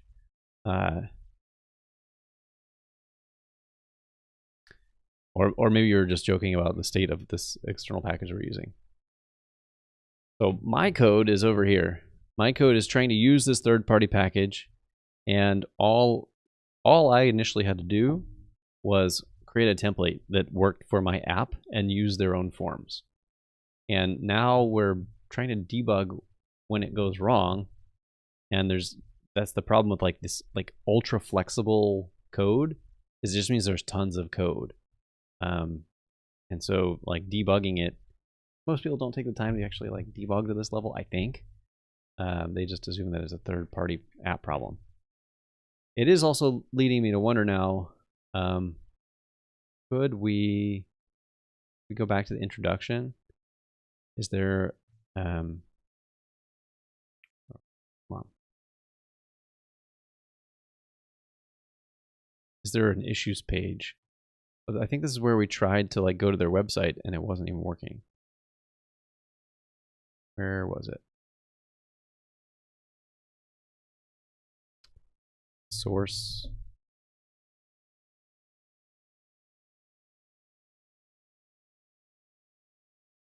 Okay. All auth. We tried to go to here and that page didn't load. Codeberg.org was like down.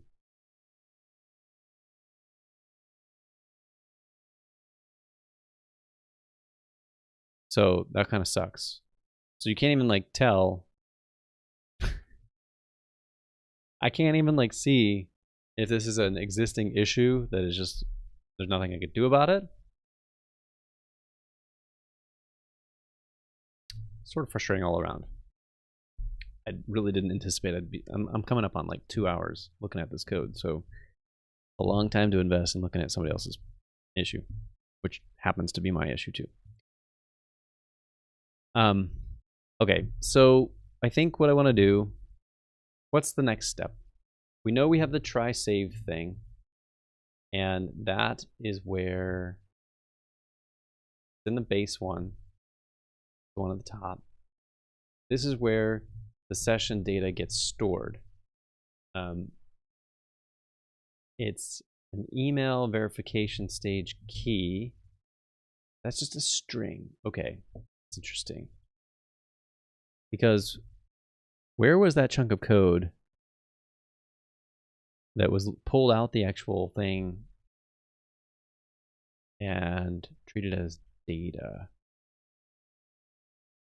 Was it unstash login? Yeah.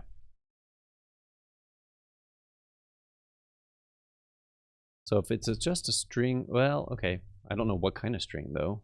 The string key could look like a dictionary that it tries to deserialize.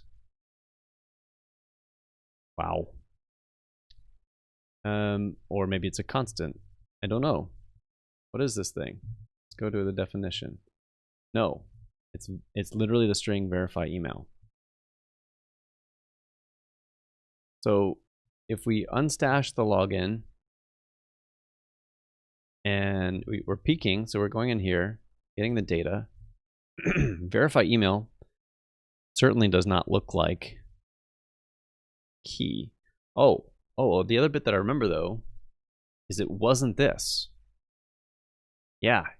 Remember when we debugged through this thing was none. So it was neither a string nor a dictionary. It was a none type, which would lead me to think that maybe it's not that form. Because look, this form is only setting this key, which is, we know it now is a string. And as we saw, when we look for login session, the places where it is set, so this is all of the instances in all of all. The places where it is set are, well, that's a test file, that doesn't count. That key, which is a string, this login serialize in the utility, and popping it from the middleware here, so that's not it. And then it's getting it here. So my read on this, John, did I update what? My read on, I haven't. It's a good question, actually. What version of Allauth are we on?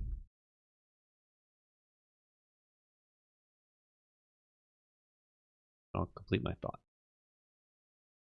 We're on Allauth 64.2. Ah. Jumped on me. Nope. Allauth 65.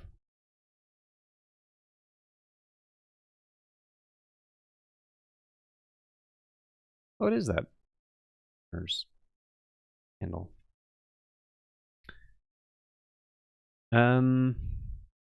Change log. What's in 65? That would be the most hilarious and sad. Can't even get to the change log. Dude, you're killing me with this codeberg.org thing. I can't look at the source repository. Can't look at the change log. I guess that maybe it's in the documentation. 65. So I said I was on 64.2, right?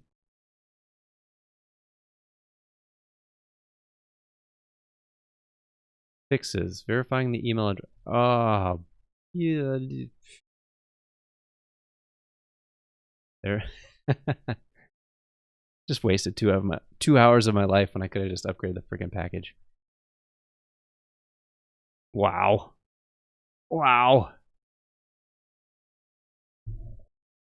Thanks, John. Appreciate that.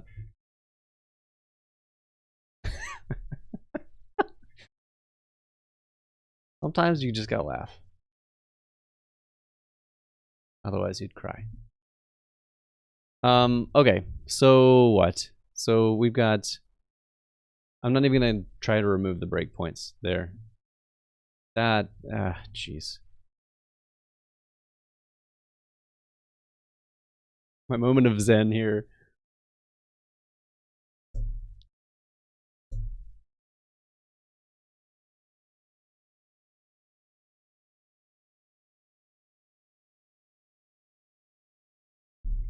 Okay, let's figure out how to upgrade with UV.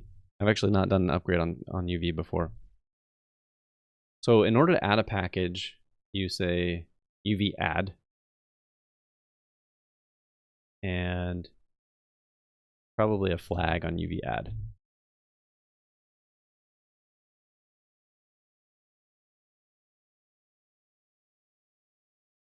UV add, blah, blah, blah. Upgrade, there it is.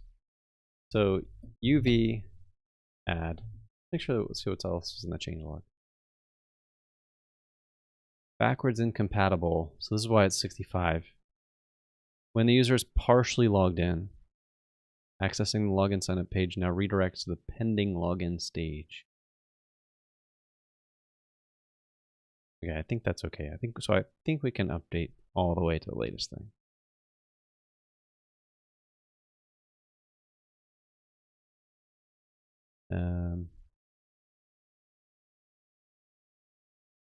Man, that is just bonkers how deep we went into that rabbit hole.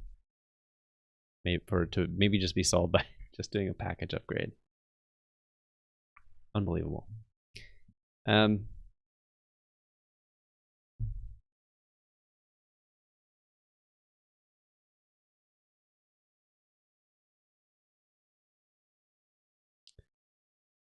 What are you doing?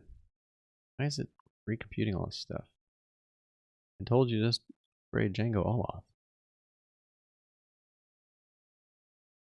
Yeah, Cyborg King, I'm not using the pip interface on this. I'm trying to use the UV native faces now. So I've totally abandoned at this point the pip way of doing stuff. And apparently it decided it wanted to upgrade like a ton of my lock file. Just wanted to upgrade like 1 bit. I don't want all that change. So not what I thought it was going to do. So I'm gonna bail on that stuff. Let me check the help again. Allow package upgrades. Oh, I wanted this one. Allow upgrades for a specific package. The -p. Whoops. Okay. So I think we can now bail on all these changes. The proc file thing to run the local thing, because that didn't actually work. So what have we learned here, aside from a ton about the internals of django-allauth? Learn that Honcho does not like the debugger. So if we want to do debugging, we have to do run server directly.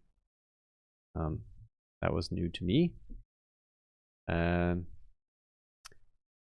And we've learned that there's a P flag for upgrading just a single package. So let's do all-auth. What? Upgrade. What are you talking about? What does that mean? Packages. I gave you a package. UV add upgrade package. Django all-auth is the package, right? It was not a total waste, you're right. And hopefully I was a little entertaining along the way.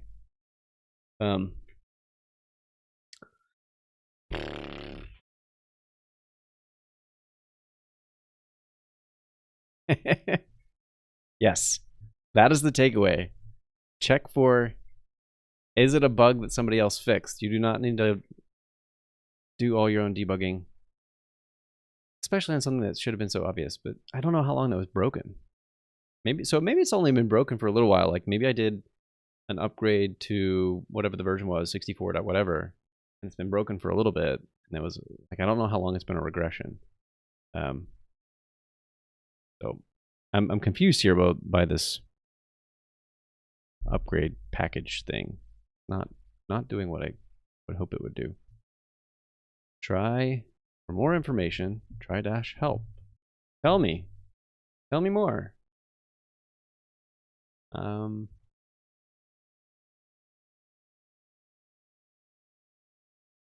Upgrade package, and then I'm giving it an upgrade package. Allows upgrades for a specific package, ignoring pinned versions and any existing output file. Right? I did give it an upgrade package, right? That not working either?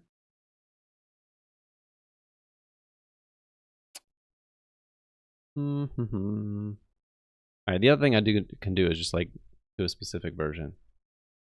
So I can say UV add Django all-auth 6501. Or what's the format on the Pi project? Why is there a save here? Get out of here. Oh.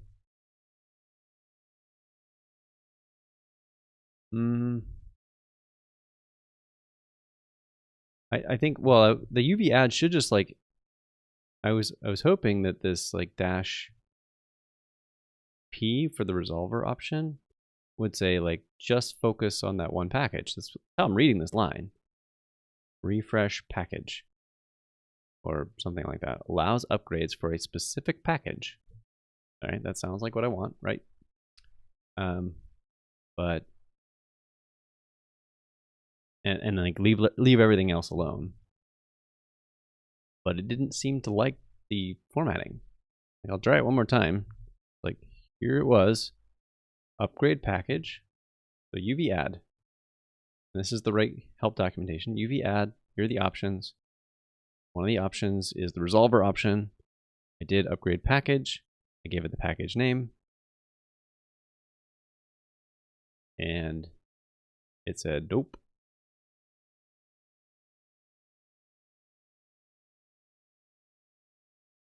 Or it's like it wants it twice. Or maybe it wants a version. Let me try put in a version here. Nope.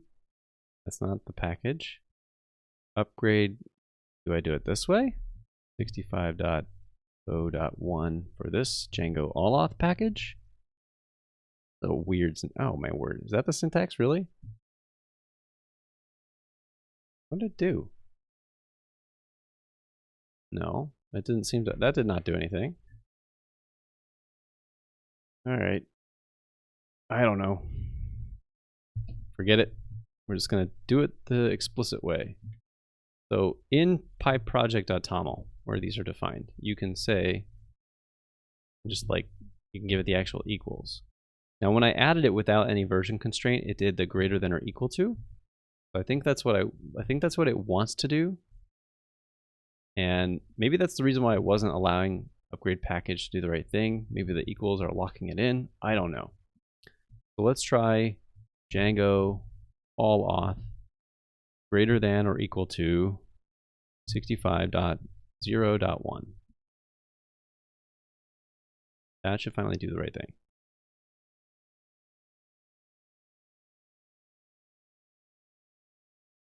Okay, cool. All right, true final test. And then for sure, I'm gonna be calling it after this because we did not get to anything that I thought we were gonna actually get to, which is shocking, but hey, it is what it is. So we're gonna run this. MXR codes, is the repo public? Sure is. So let me get you the URL. It is at MB Layman Homeschool. I'll drop the link in the chat for you if you don't want to type that in yourself. There you go.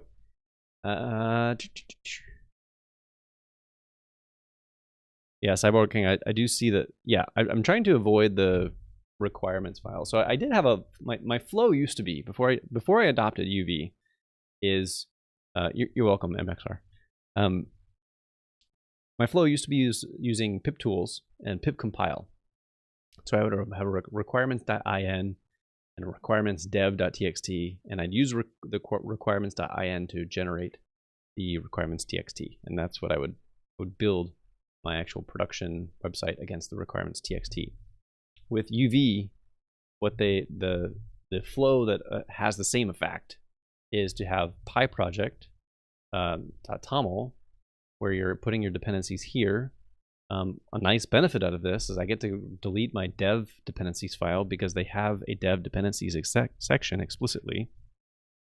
So the final image that I build does not include these dev dependencies, which is great. It keeps tools out that I don't need. And then when you do UV add, instead of having the requirements.txt be the output file that is kind of acts as your lock file, instead it uses this UV lock format, which if you look at it, you'll observe like actually that's a TOML file, if you stare at it hard enough. So that's the difference. It's effectively the same thing logically, but the files that they put them in are slightly different. But UV has been so fast, and I've enjoyed the process generally. Aside from this is the first time I've hit any weirdness of like, wait, what was that? So I'll just do I'll just be more explicit with the versions in the future. Also, I think the other downside, I don't know if any of you have tried using UV, but one of the downsides, yeah, it's a little bit like PNMP. I always have trouble saying those. ENPM, or like oh shoot, what's the other one? NPM functions this way. I mean, frankly, a lot of the modern language ecosystems, their packaging tools have the declare your logical set of dependencies, and then also declare your lock file. I know this is true of Elixir and Ruby and JavaScript, certainly, with its many different package managers, Rust, Go. I mean, the list, like every modern one I know of, or I can think of, has the same kind of effect these days. So, yeah, that's the state of it. But UV has been really nice and really fast, and I've enjoyed it. So I have no qualms with like finally saying goodbye to requirements TXT. It was good for many years, and pip tools was great, but I don't miss it, especially because one of the things that I love not ever having to do pip install, that it just like you just run the UV command and it will automatically get any packages and make sure it's right. That's a pretty cool thing for consistency. But the thing about it, so the one of the downsides right now, although it's a bit of a blessing in disguise, is UV is not supported by Dependabot yet. So there's an open issue that I'm sure will be resolved within the next 3 to 6 months, for short, because of how popular it is. Is that Dependabot doesn't know how to update the UV lock file. I think it can do the PyProject TOML file because that's for packages, but it's kind of useless to me anyway if it doesn't also update the lock file. So I think they're working through, can we make it support that as well, because of how just like on a rocket ship UV has been in terms of popularity. Yes, Wasim, definitely. The fact that you put your dev dependencies in PyProject TOML has been awesome. I love being able to split that up, being like knowing that these are the dependencies that my app needs, and then here's all my tools. It is something I did manage with. I had 2 separate requirements files, but having that very clear and then having the controls to install or not install those is awesome. Like I think in my Docker file, where I actually do the UV install portion, I say no dev, and it doesn't install any of those packages, which is really easy, really nice. All right, so let's finish this off. We're so close. I think we're done. That got updated. The whole directory got nuked in the process, which is why not all this stuff is gone. I don't miss it. 2 hours of my life that I can't get back, aside from the entertainment value and the fun I had chatting with y'all. But we're going to go here. Oh, you can put it in your scripters. Oh yeah. There are, yes, I did see that. That was a kind of an unusual functionality of like you can just make a script, and then at the top of the script you declare what dependencies you need. That's really interesting to me. Okay, so we are not logged in. Let's see if this will actually fix it. We're gonna do, let's try SDF this time, and at testing.com, and then put in a password. Whoops, that's the login page. That's not gonna work. SDF at testing.com, and put in a password. We get the confirmation email business. We're gonna come over here. While I'm doing this, if you all don't mind, hit me do a like or subscribe. That would be awesome. Well, subscribe if you want to know more when I'm doing this in the future, but like if you don't mind sharing this content. This is like an epic debugging session. So really, I don't know, maybe it can be encouraging to people who get frustrated by debugging. Oh, look at, no. Well, closer. Okay. Shoot. Oh man, I was so hopeful. So what did it do? It successfully confirmed and logged us in, but it didn't send us the right page. You jerks.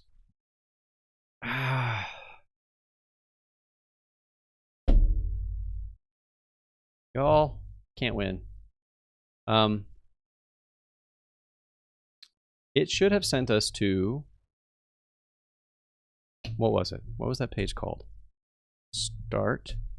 It should have sent us to confirmation authenticated redirect URL, but it didn't. So it's like part of the solution, but not. Oh, man. Okay, let's go back to the. Okay, before I bang my head on this even more, let's take a look at the changelog, make sure there's no like missing setting that now I need or something like that, because we did upgrade this thing. So verifying the email address by clicking on the link would no longer log you in, even in case of login on email confirmation equals true. So they fixed that. Good. But then after that, so it seems like it's not fully fixed. And this is where I want to check these change logs to see if there's anything potentially interesting in here. We've already ruled out this partially logged in stuff, I think. Although I'm going to read it with extra scrutiny, because if it's in here and I miss it and then we spend another 2 hours, that would just be so sad. Accessing the login sign up page now redirects you to the pending login stage. Okay. Are we considered partially logged in if we are doing confirmation by email? I don't know. So this is similar to the redirect that was already in place when the user was fully authenticated while accessing the login sign up page. As a result, canceling, logging out of the pending stage requires an actual post instead of merely linking back to the login page. The built-in templates handle this change transparently, but if you copied any of the templates involving the login stages, you'll have to adjust the cancel link into a logout post. Well, I didn't have a cancel link on my login page, so it doesn't matter. That part doesn't matter, right? Like it's saying, we log out, go to my login page. There's nothing to cancel out of here. I'm not even sure what would it mean to have a login page with a cancel that you'd go back to the dashboard? I don't know. That's some weird to me. So I don't think it's that. Add support for passkeys. Nope, that's not us. User sessions will emit signals. Cool, but not us. When email verification by code was used, adding additional email addresses over at the email management page fired the signal prematurely. Okay. The newly introduced logic to redirect to pending login stages has now been integrated into the redirect authenticated user, so that the existing behavior of invoking this is already authenticated is respected. It sounds like maybe there could be a bug in here. Maybe. Since we got farther, all right, I said I wasn't going to keep going. I'll keep going for maybe like 15 or 20 more minutes. Didn't think I was, but all right, found some new energy. Let's go back into allauth. Now this is going to be a new directory. And there should be no breakpoints in here because this all got reinstalled. So no ignore, and then we search for breakpoint. That should not appear. Good. But what we do need to find is email confirmation authenticated redirect URL, which I think I already had.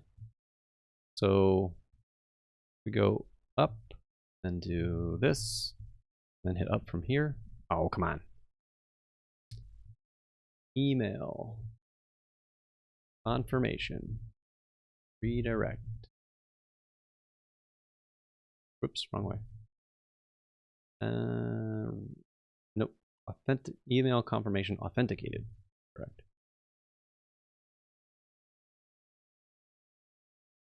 Just do that much. Okay. Right. It was in the adapter.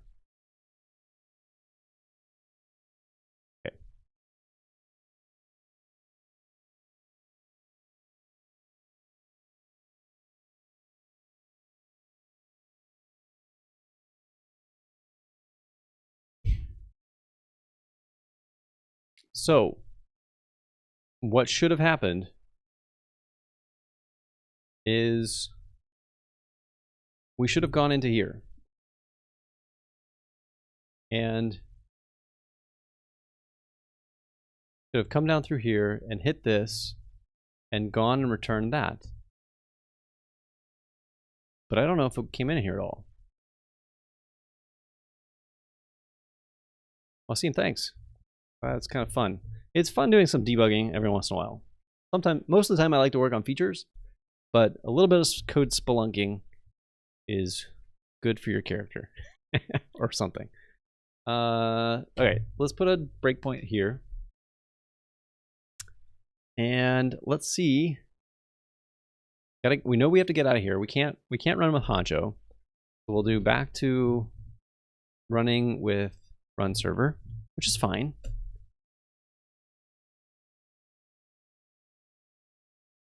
So we want to bail out of here. Didn't like that anyway. Fine. And we want to go to the sign up page.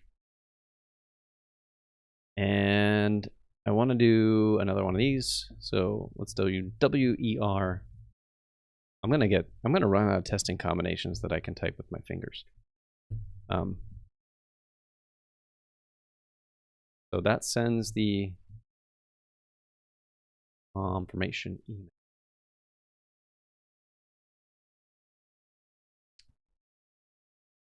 That's this. Oops, one more. And this should hit our breakpoint. If it doesn't, it's telling us like we're not even going into that method. Oh man. Oh. Okay.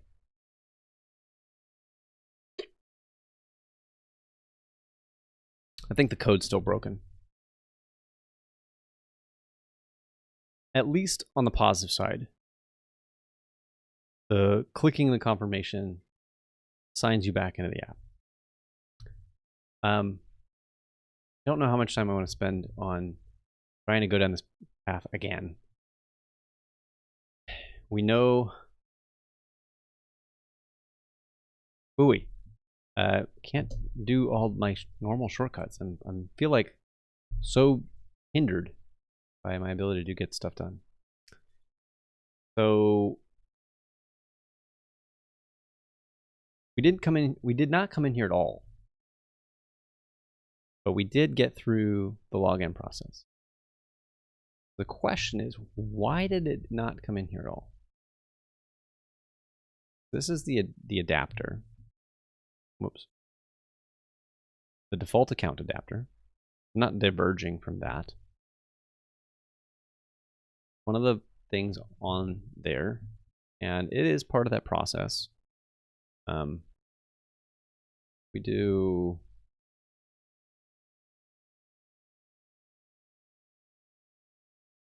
Let's search for this email. I really thought whatever.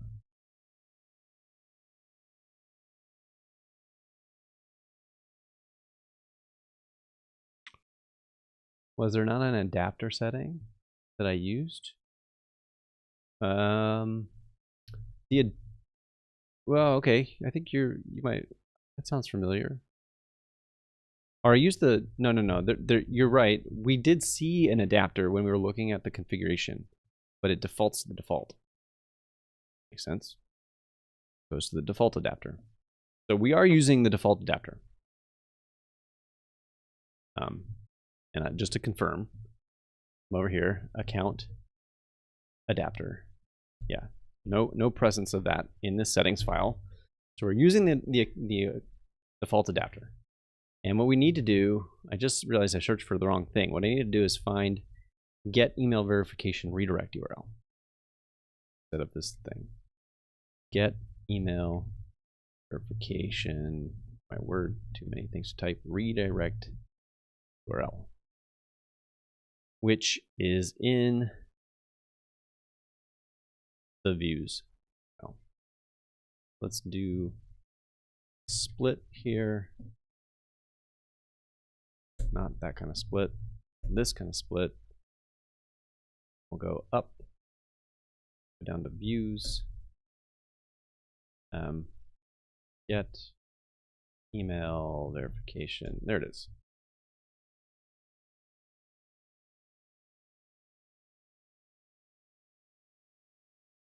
So, okay, what happened? What happened? And here's the confirm email view. This is the right spot. This is all the stuff. This mostly hasn't changed in the version that we looked at. I don't know what has. There's something must have changed about it because it was previously broken. So they fixed something, but they didn't fix it completely. So we want. Ideally, we would have gotten the redirect URL. And the redirect URL would have come up here and then bounced out.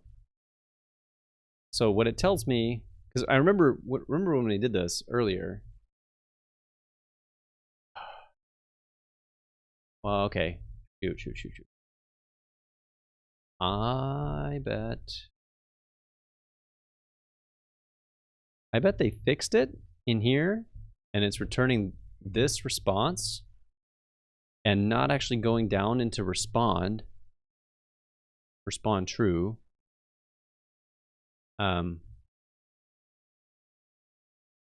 Which hilariously, I know they have this argument. Maybe they intended for you to override this view. Because this thing isn't used. Success is not used, but they have a false and a true, so it must be overrideable. So my gut is telling me that there's a response. Previously, we were not getting a response. And so it was coming down here, and then when it was getting the redirect URL, it didn't actually get one, or it did get one when it was the login URL. I think that's what was happening in the previous version. But if they fixed it so that this the confirmation thing does work, it could be that they fixed the confirmation, but the response is now here, and then it responds here and misses the opportunity to use the redirect URL. That's my guess. So, okay, what could we do? One thing we could do is subclass. All right, so I'm trying to think of like, can we change this view code? I want to say that there are ways that you can customize this like completely and pick different views. Because this will be important for next week. Next week, I think I'll be streaming. Yeah. I talked at the beginning of the session that I want to update my starting onboarding process, and I need to be able to send users to a particular page and then have them stay there. So maybe it won't matter, because sneak preview, like right now, I think, if some of you have joined the stream much later, because I've been going for hours, I don't expect everybody to stay around for forever. But this is where you would have landed if you had signed up and you hit the page and it had actually redirected you to the right spot. This page that can let you step through a process and fill in some information.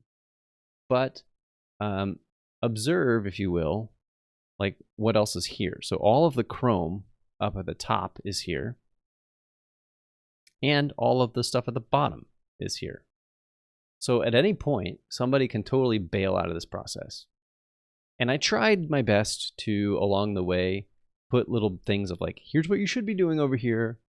But it's annoying. Like I would much rather have a page that says, no, start here and fill out this information. Otherwise, this scheduling app is not going to make any sense. Because this is, it's nice enough, it's pleasant enough. The stuff that's here, I kind of picked up some cute little images, and they look decent, but I'd rather you just see what you're supposed to see in the app. And that I feel like that, so I want to have like a basically a single form that you must complete as step 1 and fill in the basic details that you need in order to test out the application properly. Which, I mean, if we're real, like it is what is on this sequence. So if I walked you through it, it is 2 dates for a school year. Oh, you can't see it because I didn't actually create the school year. Well, let's march through it. So let's say 9/1/2024 to 6/1/2025. That's the school year. And then it goes to the grade level. So you can't jump around because it's going to be like, you got to go, wait a minute, you got to go create these things first. So I'm already pushing somebody to do a specific sequence of things, but it's not that many things. It's like, really, if you condensed all of these pages down and got rid of the pros, it's 2 fields for the school year. It's 1 field for the grade level, which is the name. So like 6th grade or, something like that. So a grade level, a course name, math, and then a first task, like, what is it? Run some drills. I have no idea. So whatever, like, and that's not important. So we got 2, 1, 1, 1. There are 5 fields. That's a very doable form. So I made this whole like big process to like guide people through it and walk them through it. But instead, I think what I want to do is have like a 1-pager that says like half the page is like, hey, welcome to School Desk. We need some basic information so that we can get you going and get you going right away. And then give them the form. Please fill out these 5 fields. We need, your school year. What grade is this for? What's a course you want to have? Give us a task, and then tell us your kid's name, because that's one thing that I actually don't collect here and don't connect the dots. Is like a piece that's information that's missing in this app with that starting flow is it fills in the data for the school year, but you still have to go then figure out, oh, I need a student, and then I need to enroll them in that particular school year. So I want to do all of that stuff in one big swoop.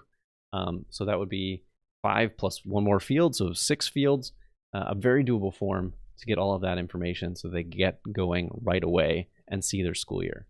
But what I want to do, this is the key element.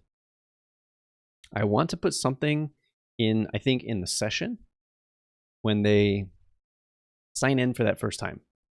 So we'll hook into something in that whole confirm view. Maybe we'll even override that view and find the ways to customize that so that we can insert this session data. And then once I've done that, I think what I want to have is a chunk of a piece of middleware that says, if this session key is present in the current session, like I'm not even going to give them a method to log out. You're just like stuck logged in until you fill out the form. So if the key is present in the session, then present the form, they fill it out, and when they fill it out, they submit. I create all the bits of data that's needed and clear that session key, and then you've unlocked the rest of the interface. So that's the experience I'm thinking about for doing this. So the fact that we've been fighting to try and get back to this start page maybe doesn't matter, because maybe what it'll just be is I think my main page is called dashboard. So maybe we'll just have dashboard, but it'll just be like all of this navigation will be gone, all of the footer will be gone, everything will be gone except for the form you must complete. So that's my thought. And yeah, so the fact that we've fixed it enough so that somebody signs in, they don't have to do the extra login, that feels like a good enough win for today. All right, so where are we? We, in the end, I spent 2.5 hours to upgrade a single package. That's amusing. Give me a thumbs up for just for doing that. I think I still have some like, are they still there? Yay! I'm amazing for being so silly. Thanks for joining in. Hopefully you learned something. Hopefully you had some fun. I will be back. I should be back next week to continue streaming, where we will work on that project that I just mentioned. I don't actually know how it's going to go. I have this vision in my head that I just described, but never done that before. I've never put in a middleware that says you must go somewhere if a session key exists. It's not a very hard concept. I have done some, like I have some middleware that says, like if you are not a valid account, it will, and your your trial has expired, then you'll be forced into a handful of pages that makes you like sign up again or complete the sign up process. But I've never gone so far as to say like you're stuck on one page and you can't even log out. It feels a bit extreme to try it, but I'm hoping that the like simplicity of it will be compelling. So that's the plan for next week. Thank you again for tuning in. If you want to keep up with me in other ways, this is not the only way. I have a website. I'm realizing that I don't write enough on it. They're mostly videos, but I'm going to change this so that there's a lot of actually good written content in here. So I'm going to separate ultimately the videos and the articles. You're welcome to check that out. I have a whole book that you can read online for free. It's all about Django. It's 20 chapters of content that you can deep dive into Django, because I've been doing Django for a very long time and I know a thing or two about it. Although we didn't actually do that much Django, we were dealing with a third-party package today. And if you would like to buy me buy a copy for yourself and send some money my way, that would be awesome too. But no pressure to do that, of course. Use that resource as you see fit. All right, so that's going to do it for me. Thank you all for joining in this evening. I'll see you next time. Take care.